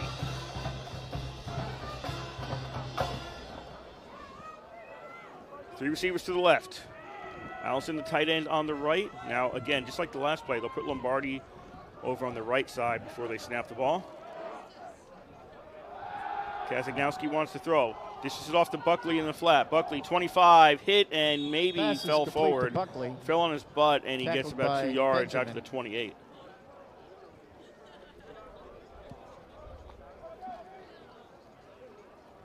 It's a gain of 2 on the play, second down and 8.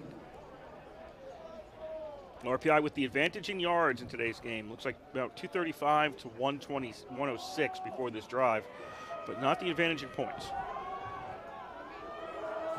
RPI has been no better deep in the opposition territory than Morrisville State has been. RPI on second down goes to the right on the run, and that's across the 30 to the 32. So Ming in at running back right now for RPI.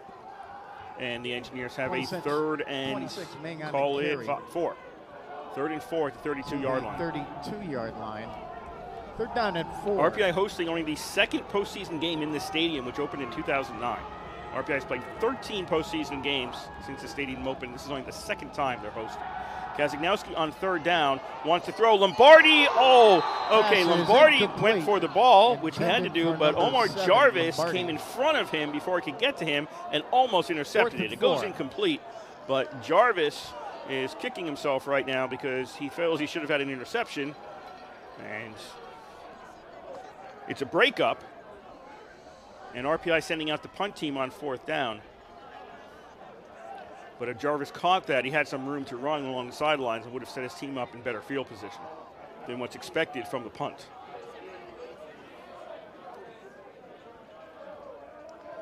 Fourth down, Burke out to kick. Punt is up, bounces, takes a Mustang bounce at the 45, and RPI is going to down it around the 47. 22-yard punt, no return. RPI it looked like they wanted to run for it. They thought that Morrisville State had touched it, but the officials say, no, that didn't happen. Morrisville takes over 1st and 10 at their own. 2:02 to go here. 3rd quarter in Troy. Morrisville State 6, RPI 3.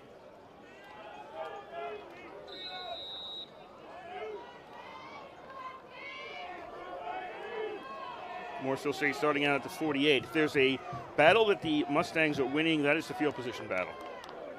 They have generally started out in better field position than RPI. Twice starting out on RPI side of the field after fumbles, this time at the 48. Previous drive at the 50 after RPI turned it over on downs. Frerick fakes the handoff, rolling out to his right. He's got room to run. Finally, he's going to put the ball down. Now he's going to take a slide, and he's going to be down just shy of the 50. Frerick slid across the 50, but it counts when you start the slide, not where you end the slide. So a gain of a little over 1 for Frerick.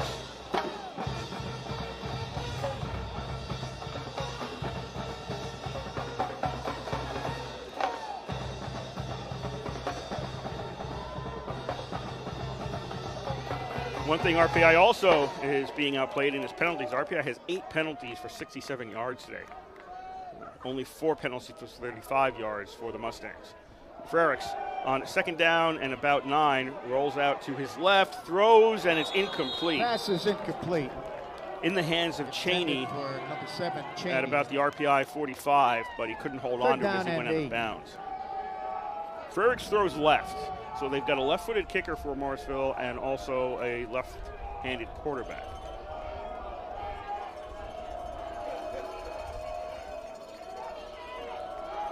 .63 Morrisville State leads, 3rd and 9 at their own 49-yard line.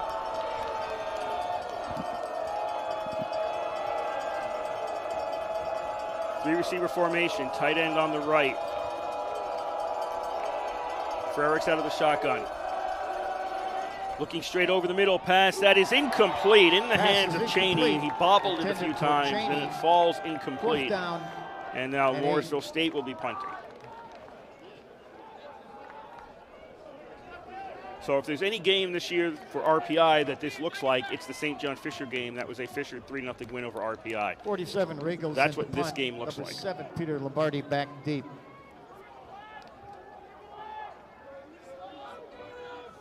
Because I believe even in that game, RPI, yardage-wise, was the better team, but scoreboard-wise was not. Regals gets the snap for the punt, kicks it away. Lombardi signals a fair catch and takes it at the 12-yard line.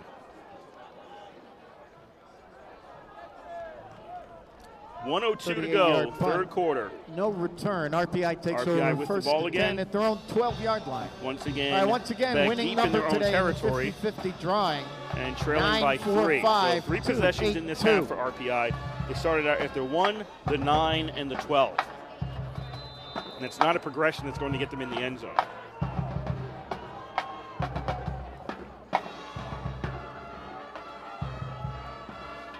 Lombardi in motion. 2 receivers to the right. Lombardi alone on the left. 1st and 10 RPI at the 12. Kazagnowski fakes the handoff under pressure, and he's going down inside the 5.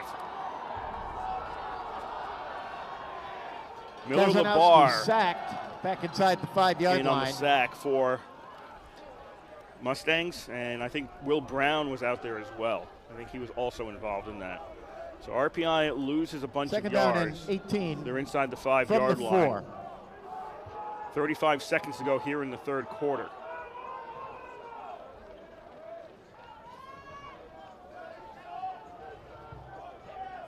RPI does have to snap the ball. They're down to 10 seconds on the play clock when there's about 22 seconds left on the game clock. So they have to snap the ball before the fourth quarter.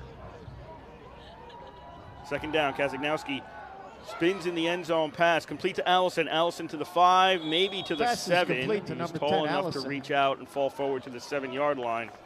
So he gets a little bit of room. To the 7-yard It'll be line. Third down and 15. About 15 from the 7-yard line as the clock end of the third quarter with the hits score 0 on quarter number 3 6, here in RPI Troy. 3. That's the end of the third quarter. It has not been Again, an offensive spectacle for anybody. 50 drawing 9, Morrisville 4, State 5, leads RPI 2, 6-3. 2.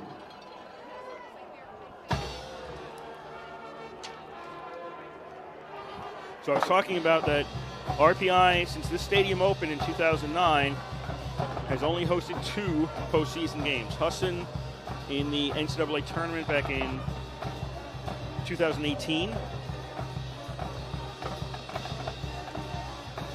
And then this game here today. So that's 13 games.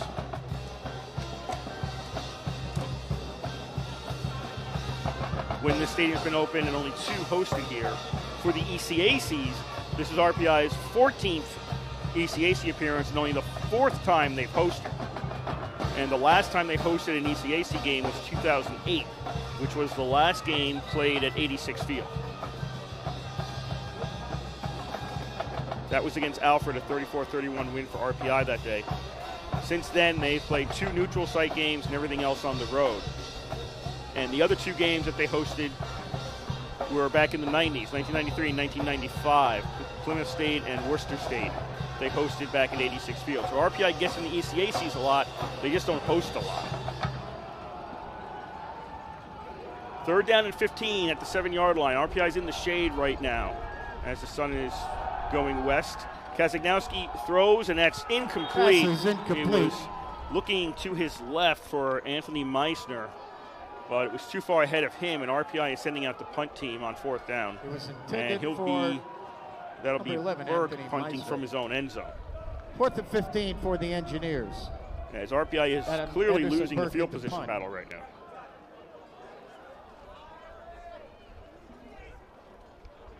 Aiden McDonald back deep for Morrisville. So Burke is about 3 yards from the back of the end zone. Gets the snap, kicks it away. McDonald tells everybody to stay away from the ball. It takes an RPI bounce. Where does it go out of bounds? It's at the 48-yard line on the RPI side of the field. So Morrisville State takes over at the 48. That's 40-yard punt out the of third bounds. time they'll start out a drive on RPI side of the field. We have 14:48 to go here in quarter number 4. 48-yard line. 1st and 10, Morrisville. With RPI trailing 6-3 to ECAC Morrisville would like State to thank its corporate partners, including Sidearm Scotty Sports, Whitelaw the official provider of the ECAC, and Championship Award Guys, official championship award supplier. Can anybody find the end zone? I mentioned that this game seemed a lot like the St. John Fisher game earlier this year that RPI lost 3-0, and obviously in that game nobody did. Right now it has also been elusive for these 2 teams. Morrisville State, Frericks keeps it. Goes left, and Frericks runs into a pile, and he stops at the 45-yard line.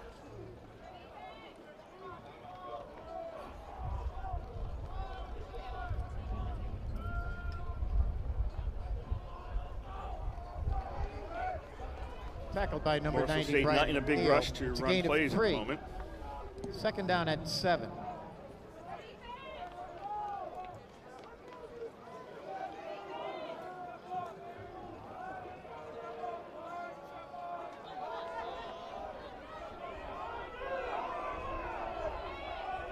Single wideouts each side.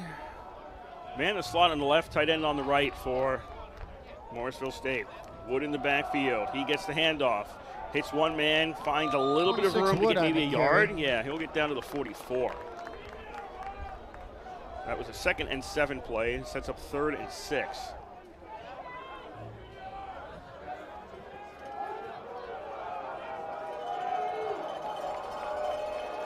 Mechie Conquell. With 2:57 left to go third. Oh, no. On the 97, Josh Cohen. Wrong it's a game. Gain of 1. Third down and 6.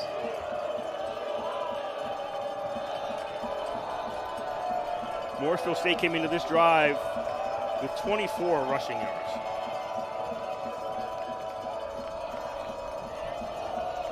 Third down. Frericks to throw. Right before he gets hit, gets the ball away. Will this be enough for a first down? It is. Nice running. Nice running by Cheney. He avoids a couple of tacklers and makes it to the 36. So that was not enough for the first down just on the reception. Cheney had to make some moves, picked up about 4 more yards, and gets the first down for Morrisville State. So the Mustangs have it at the RPI 36. 13 to go here in the fourth quarter. 6-3 Morrisville State leads.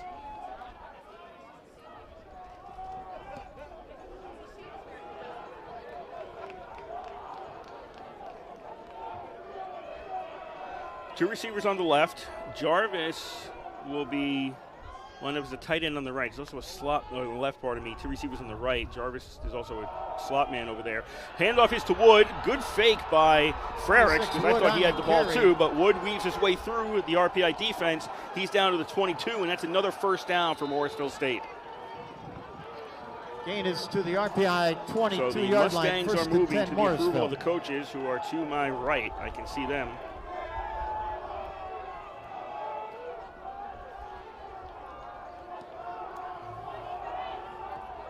Morrisville up by 3, trying to make this a 2-score game if they can find the end zone.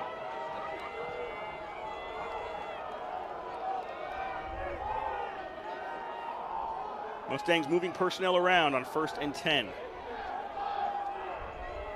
So their wideouts will all be on the left. There's a slot man over there as well. Handoff is to Wood. Wood gonna go straight ahead on this one and take some people with him, still moving around. Finally they'll blow the play dead when he's at the 17-yard line. So that's a lot of hard work to get 5 yards Wood on there. The carry to the 17-yard line, a gain of 5. Morrisville Second down State now and 5. inside the red zone.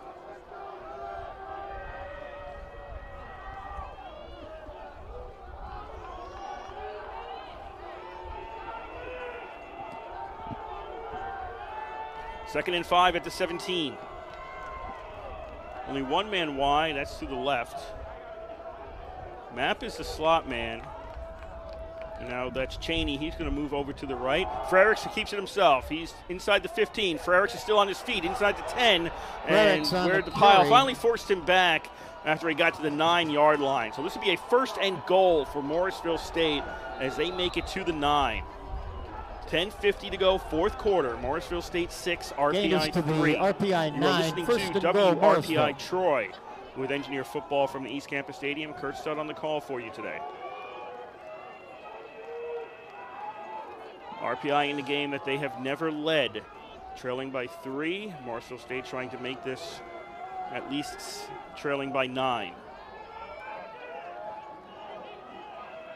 Two receivers to the left, slot man on the left. Now they'll put a receiver in motion, and the handoff is to Wood. Wood goes left, and he gets pushed back from the line of scrimmage, so there's no gain on 1st down for Morrisville State. No gain on the play. Second Crowd goal trying to get behind the 9. RPI defense now.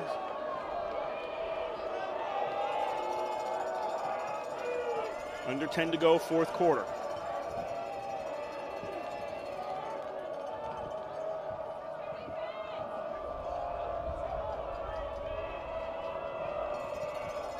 Two receivers to the right, slot man to the right. So basically, the offense has shifted their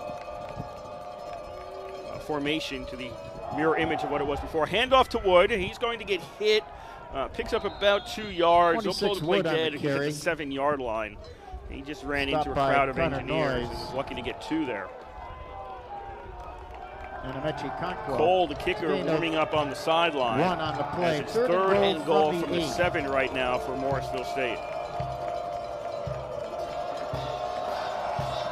One has to think they want to go for it on 4th down. You want to get the second field goal to force RPI to get a touchdown. Which again, RPI has had trouble getting close to the end zone. The only time they were in, nope, they were in the red, yeah, the only time they were in the red zone today is when they got the field goal. 3rd down and goal. Frericks throws, that is complete and not in. Not in. Nice defensive play on the far side by Brockdorf. He prevented Mapp from making it in the end zone and put him out at the 1. Brandon Mapp. Gain us to the 1-yard line. Without that, he would be in for 6. Morrisville State at the 1-yard line is keeping the offense out there. I talked about you'd want to go for a field goal, but I think here, I agree with the coach. Go for it here. If you don't make it, RPI stuck within their own 5. RPI's offense hasn't moved the ball. If you make it a 2-score game. I agree with this decision. Single receiver alone to the left. Frericks takes the snap. Is he going to make it in? No! It's a stop by RPI at the 1. Frericks doesn't make it into the end zone. RPI stops Morrisville State. They turn it over on downs. At the 2-yard line. It stays 6-3 in favor of Morrisville State. At their own 2-yard line. There was over 6 minutes of time burned off the clock by Morrisville State, and it was actually a loss of yards there. Located down the loss hill of 1 in Troy yard. Plaza Ball's back at the 2-yard line. So RPI this half, their drive starts at the 1, the 9, the 12, and now the 2. But they only trail by 3 with 8:16 to go in today's game. Lombardi goes in motion, 2 receivers to the left for RPI. Kazagnowski takes a snap in the end zone, hands off to Buckley. Buckley kind of stopped, avoids 1 man, and he gets out to the 4-yard line. on the carry. RPI Gain right now just looking to get some space. And 8. 8 to go, 4th quarter. RPI trailing by 3. Tackled by 99, Anderson.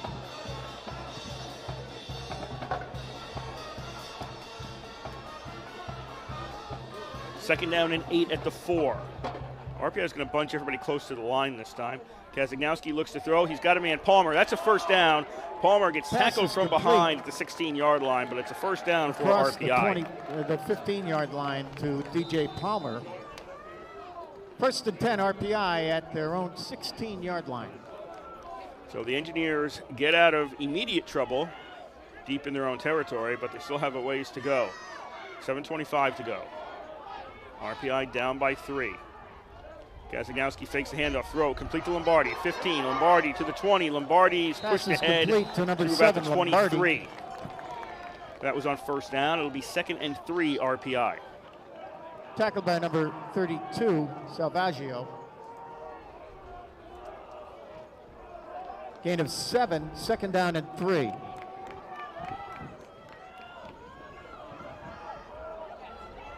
Looks like Palmer is the only one alone on the left, 3 receivers on the right. Kazagnowski has Buckley stay in the block. Pass that's complete along the far sideline, and then Allison goes out of bounds after he gets the first down. Complete. So he's out to the 27, and the chains move. It's a gain of 1 on the, or 3 on the play.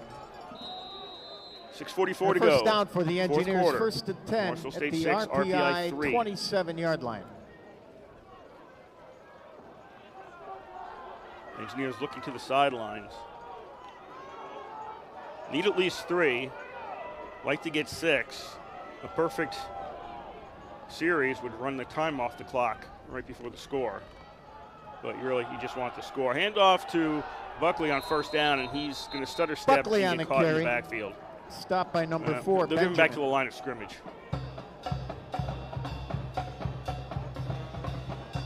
It's a gain of 1, 2nd down and 9.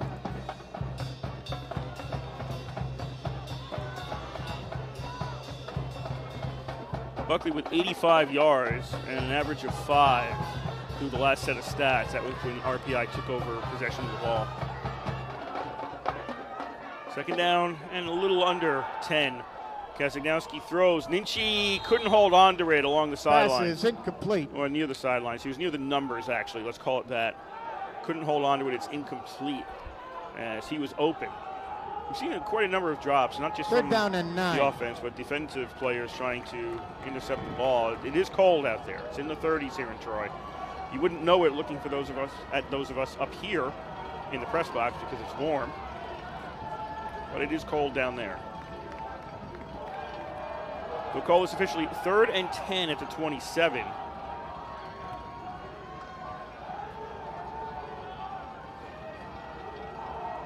Two receivers each side. Buckley in the backfield. Kasignowski throws, and it's incomplete. Looking for Allison, and there was a miscommunication there because Allison had to look behind him. Didn't even try for the ball. It was behind him.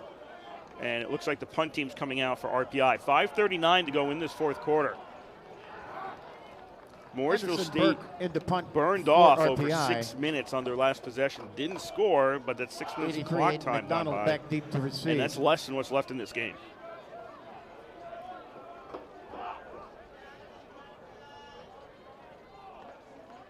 So Burke out to punt. McDonald, oh, bad punt. Bad punt. Goes out of bounds. And Morrisville State's going to take it. Punt is out of bounds. Where? They're backing it up. Morrisville State's going to take it at the 36. RPI 36-yard line. I didn't think I didn't see anybody block that, but it's one of those things I could have missed.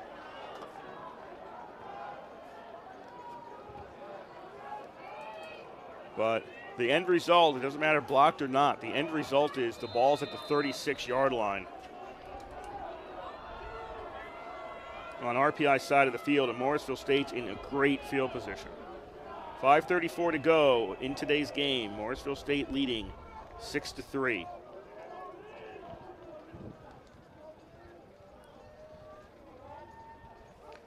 Frericks brings his team back out on offense. They'll go to the ground. Wood on first down. 26 Wood Wood off the right side carry. of the line. He gets out to the 33. Stopped by Concro and number 97, Josh Morrisville Cohen. State got the ball on their last play. possession at the RPI 48, made it down to the RPI 2, actually the 1, and then got pushed back to the 2 where they turned it over on downs. And that was from 14:48 of the fourth quarter to 8:16. So that was over about 6.5 minutes of game time to move about half the field. And if they do it now, the game ends. 3-wide receiver formation for Morrisville State. 2nd and 7 at the 33-yard line. They'll send a man in motion. Ferris fakes handing off to him, keeps it himself, tries to weave his way through here, but he's not going to get beyond the line of scrimmage. And now it'll be 12, 3rd down on the carry. and 7 for Morrisville State. Tackled by Cohen and Conquo.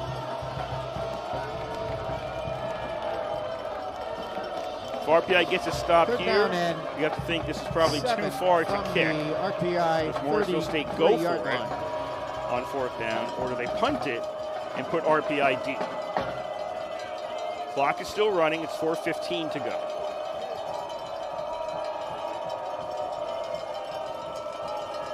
Mustangs, 2 receivers on the right, 1 on the left. Wood is the running back on 3rd down. Frericks passes to Wood in the flat. 35. Wood gets hit, forced out of bounds, short of the first down. To number 26, Wood. Wood is out at the 29. To the RPI 29-yard line. May have just heard one of the assistant coaches ask, going for it. The offense looks like it's staying out there. This literally would be a 46-yard kick, which they did already in this game. Cole has a 46-yard field goal. But the wind is a little bit heavier against them right now, and the Mustangs will keep the offense out there. 4th down and 3 at the 29-yard line. If RPI doesn't get the stop here, they are in a lot of trouble.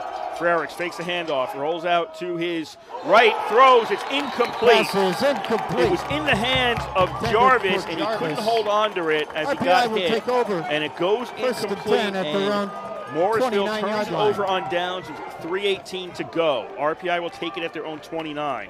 Their best start in this half, and out of their 11 possessions, this is the 11th for RPI right now. This will be the 3rd best field position for them to start a drive. So Morrisville State turns the ball over on downs on their last 2 drives.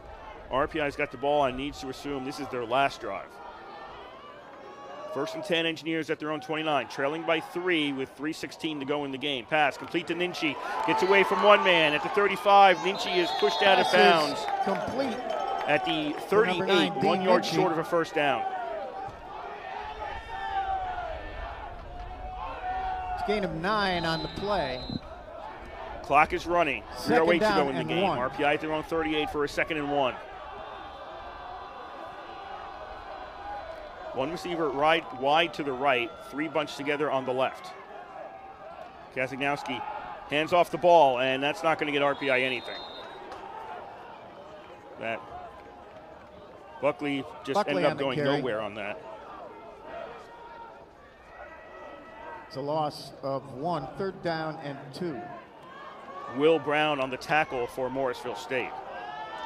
Now RPI with a 3rd and 2 as we're coming up on 2.5 to play. And they've got to get a first down. They've got to get yards.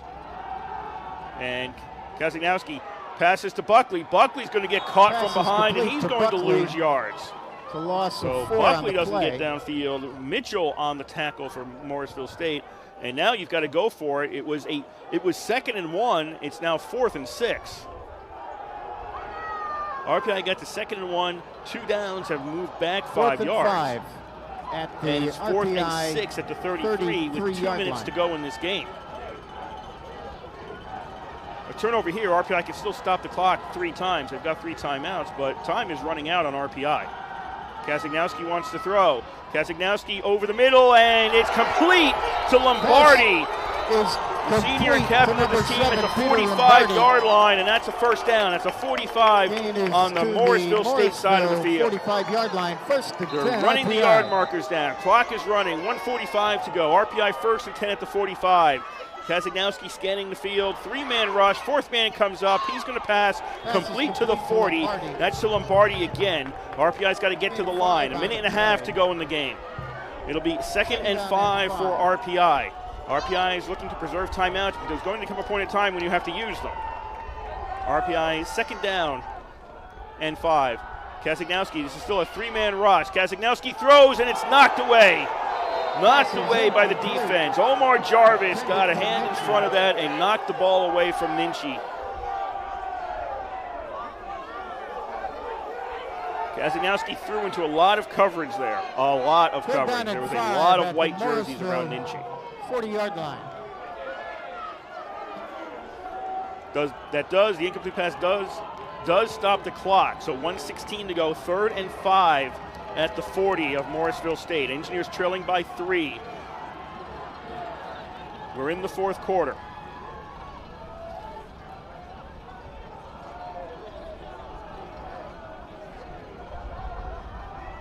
Three receivers to the right, 1 to the left. Kazagnowski throws, and it's off Palmer and off a defender, and it goes incomplete. Hit off Palmer, hit off McGowan, and hit the ground. 1:11 to go. 4th and 5 at the 40-yard line. Only 5 seconds off the clock, but RPI again pushed into a necessary 4th down conversion here.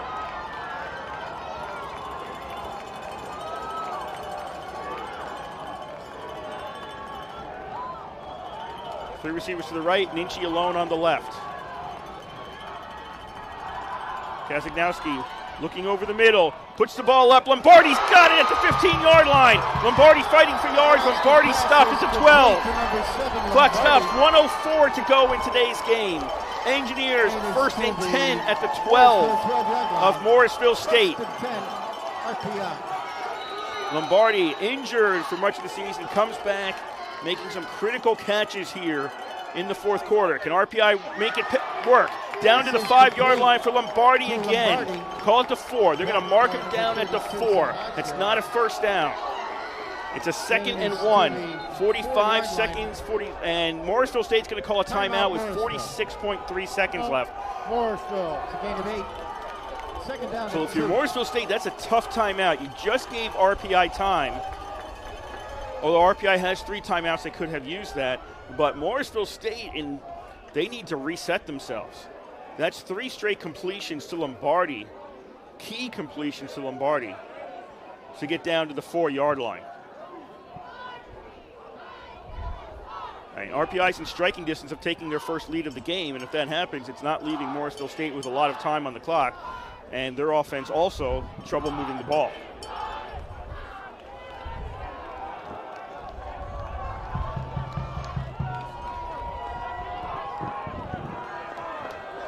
So RPI going back to the line. Let's reset you. 6-3, Morrisville State leads. 46.3 seconds left on the clock, fourth quarter.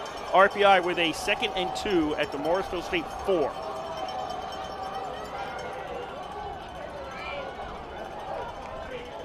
RPI also with all 3 timeouts left. So they've got some time to play with things here. 4 wide receiver formation. It's Ming in the backfield. Kazagnowski keeps it himself. Kazagnowski moves ahead. He's got a first down. Kazagnowski's in for the touchdown. RPI takes a 9-6 lead with 40.2 seconds left.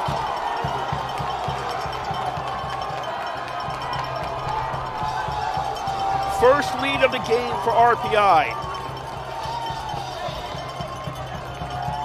That's a 71-yard drive for their first touchdown. By number 19, Jake Kazagnowski. Alexander Merrick will attempt the point after. Now RPI looking to make it a 4-point lead. Merrick out to try the extra point. Snap. The spot's down. The kick is up. The kick is good. RPI leads 10-6 with 40.2 seconds left. The score, RPI 10. Morrisville State 6.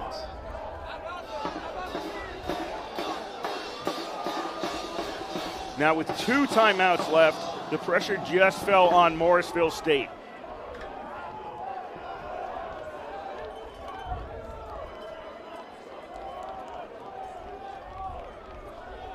They need to find the end zone with not a lot of time left.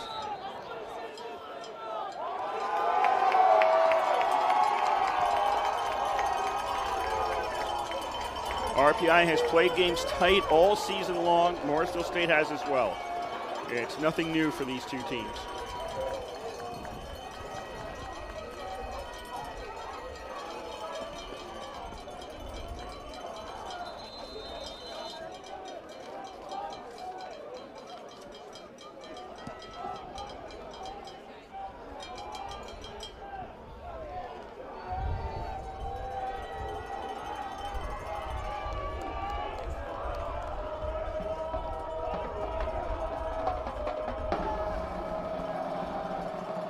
So Merrick is going to kick it off. Boots it. That goes to the goal line. Taken by Morrisville State, and McDonald will. Nope, that's not McDonald. That is Xavier Gaines on the return for Morrisville State. He is stopped at the 20. There's 34.6 seconds left. So Morrisville State has to go 80 yards, 34.6 seconds with 2 timeouts.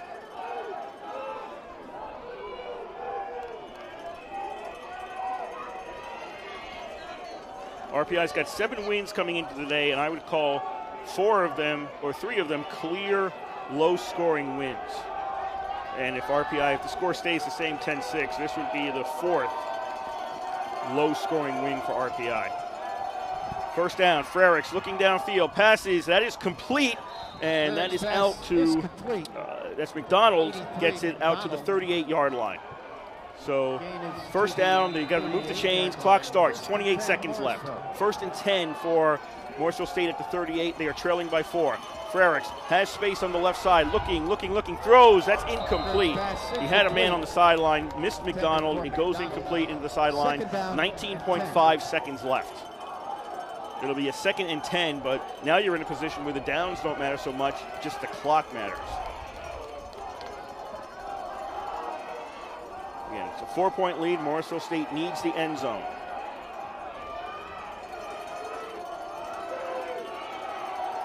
Four wide receiver set for the Mustangs. Wood in the backfield. They have to reposition the ball. It had moved in the wind. So 4 wide receivers. Wood in the backfield. Frericks looking, sideline. That is complete and to the 48, and that'll be a first down to the RPI 49, and the clock is still running. It'll start now. Morrisville State snaps the ball and downs it, which kills first down. Again, the downs don't matter as much. They probably only got 3 more downs left to play with here, but they could have taken a timeout if they needed to. Instead, they opted to spike the ball to stop the clock. So there's 12.5 seconds left. It'll be a second and 10 for Morrisville State at the RPI 49. They have got to get the end zone.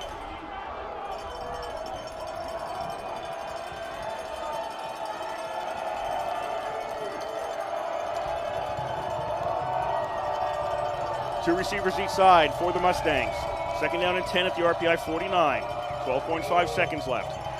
Frericks scanning the field, throws over the middle and almost intercepted. It was in Deptula's hands and he dropped it. Again, I mentioned it must be the cold weather. People are having a lot of trouble handling the ball today. It was in his hands, it popped up, and he looked the wrong way before he didn't have a chance to run over and grab it while it was still in the air. Had he caught it, game would have been over. Now it's 3rd and 10 with 7.8 seconds left for the Mustangs. They are at the RPI 49.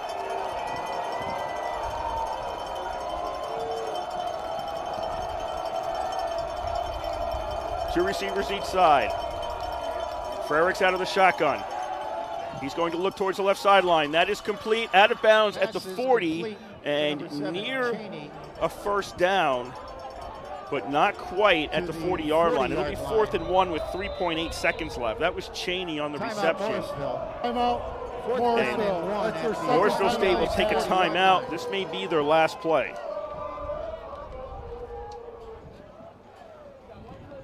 RPI still with 3 timeouts left. They worked the clock beautifully on their drive.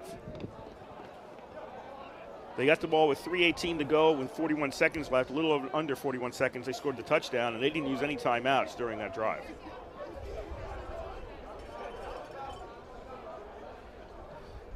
So here in the Scotty Whitelaw Bowl, coming down to what may be the last play of the game, Morrisville State trailing RPI 10-6, 3.8 seconds left.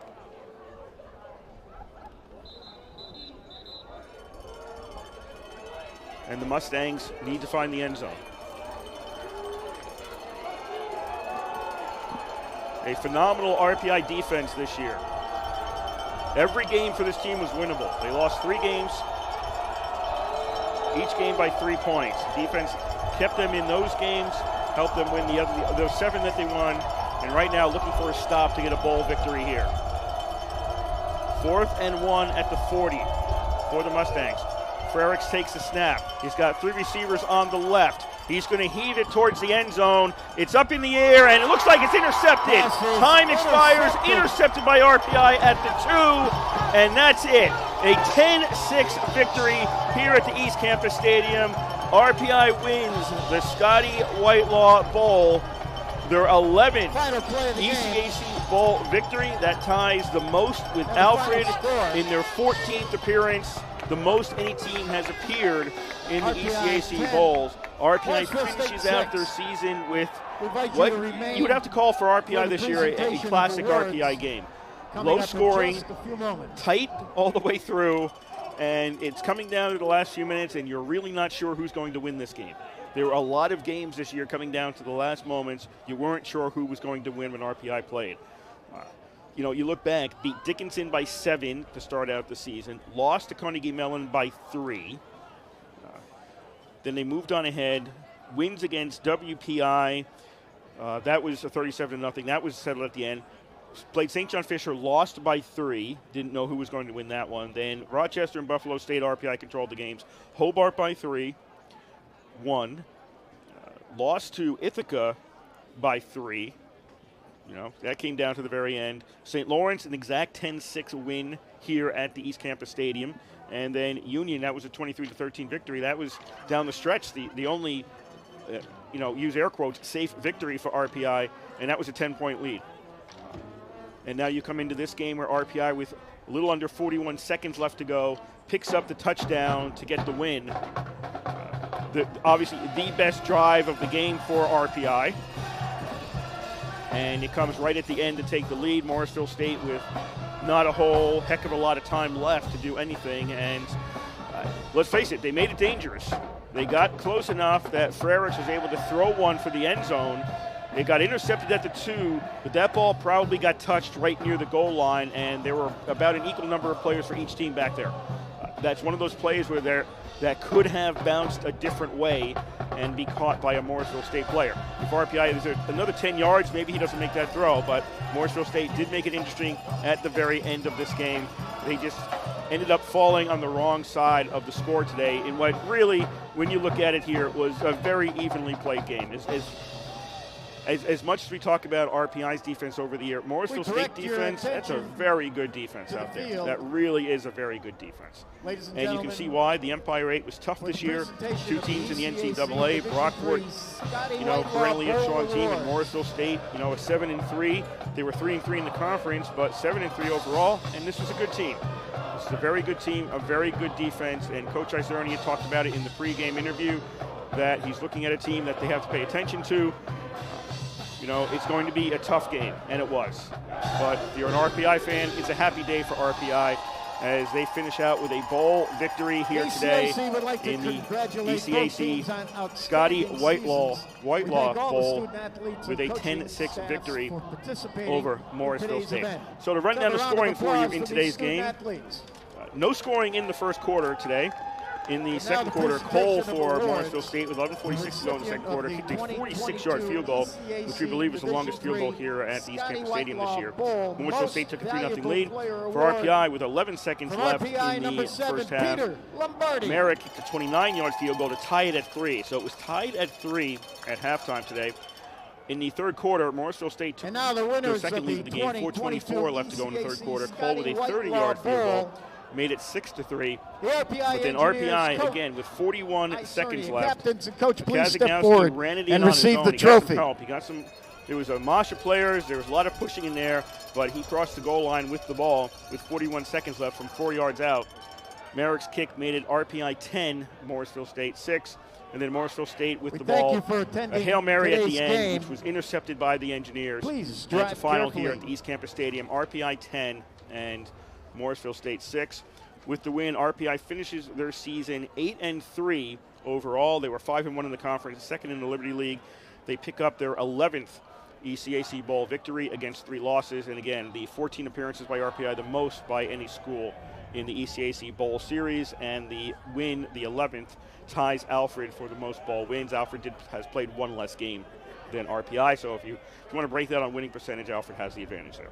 But still, that's 11 bowl championships for RPI, starting with 1992. That's 11 in basically 30 seasons. 1 season was missed for COVID, so in 30 seasons, RPI with 11 bowl championships and also numerous NCAA appearances. So that's a lot of postseason action for RPI. For Morrisville State, this was their 4th appearance in the ECAC Bowls. They're now 1-3. Picked up a win against Utica in 2014, but lost to Grove City and Westminster since then. If you're curious, Morrisville State used to be in the NJAC. They're now with Utica in the Empire 8, but they used to be in the NJAC, so that Utica would not have been a regular season opponent for them back in the day. So that's your rundown of the scoring and how the teams have finished this out. Engineers of the game on offense. On that last drive, Peter Lombardi got himself engineer of the game with many clutch catches. Lombardi injured for much of this year, and you can go back and think about what ifs. Anytime. You can always go back and think about what ifs, like the St. John Fisher game. What if Lombardi had been in there? Would that have made a difference? Maybe. He was injured for that game, and he wasn't 100%, I don't believe, at the Ithaca game. There's a lot of what ifs in there, but he came back. Here's his final game. Make some key catches down the stretch to get RPI into position for the Kazagnowski touchdown. So for RPI, engineer of the game on offense, it's Peter Lombardi. When you turn around and you look back on defense, it's going to be Joe Deptula. Again, we've talked a lot of times about what is a fantastic RPI defense this year, and Joe Deptula is the captain of that team, the captain of that defense. I was talking to Coach yesterday. He feels Joe Deptula should have been Defensive Player of the Year in the league, and that's a tough argument to argue against. He was not, but I think many people think he should have been. And he's got 13 tackles on the day today coming into the final drive here. That's when the live stats got updated. So Joe Deptula is the Defensive Player of the game for the Engineers, and Peter Lombardi is the Offensive Player of the game. And that is all for football this year. Update you what's going on out of town.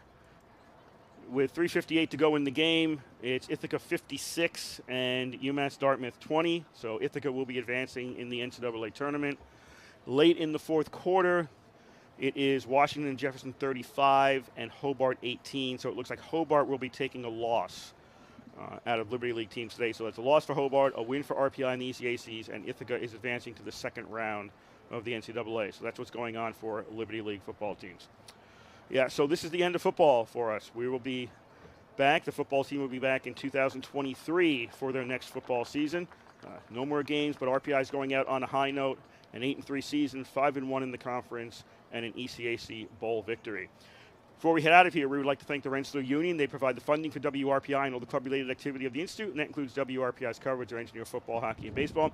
Also, WRPI is on the World Wide Web. Point your browser to WRPI.org. And you can pick up our broadcast 24 hours a day, 7 days a week. As long as we're sending something out over the air, we'll provide it for you on that feed. That is WRPI.org. I'd like to thank Will Dunn back at the station for making sure we got out over the air. Will has been extremely helpful and makes things a lot easier for me when he's back at the station inboarding these games. So we appreciate everything Will has done for us this season, getting football on the air.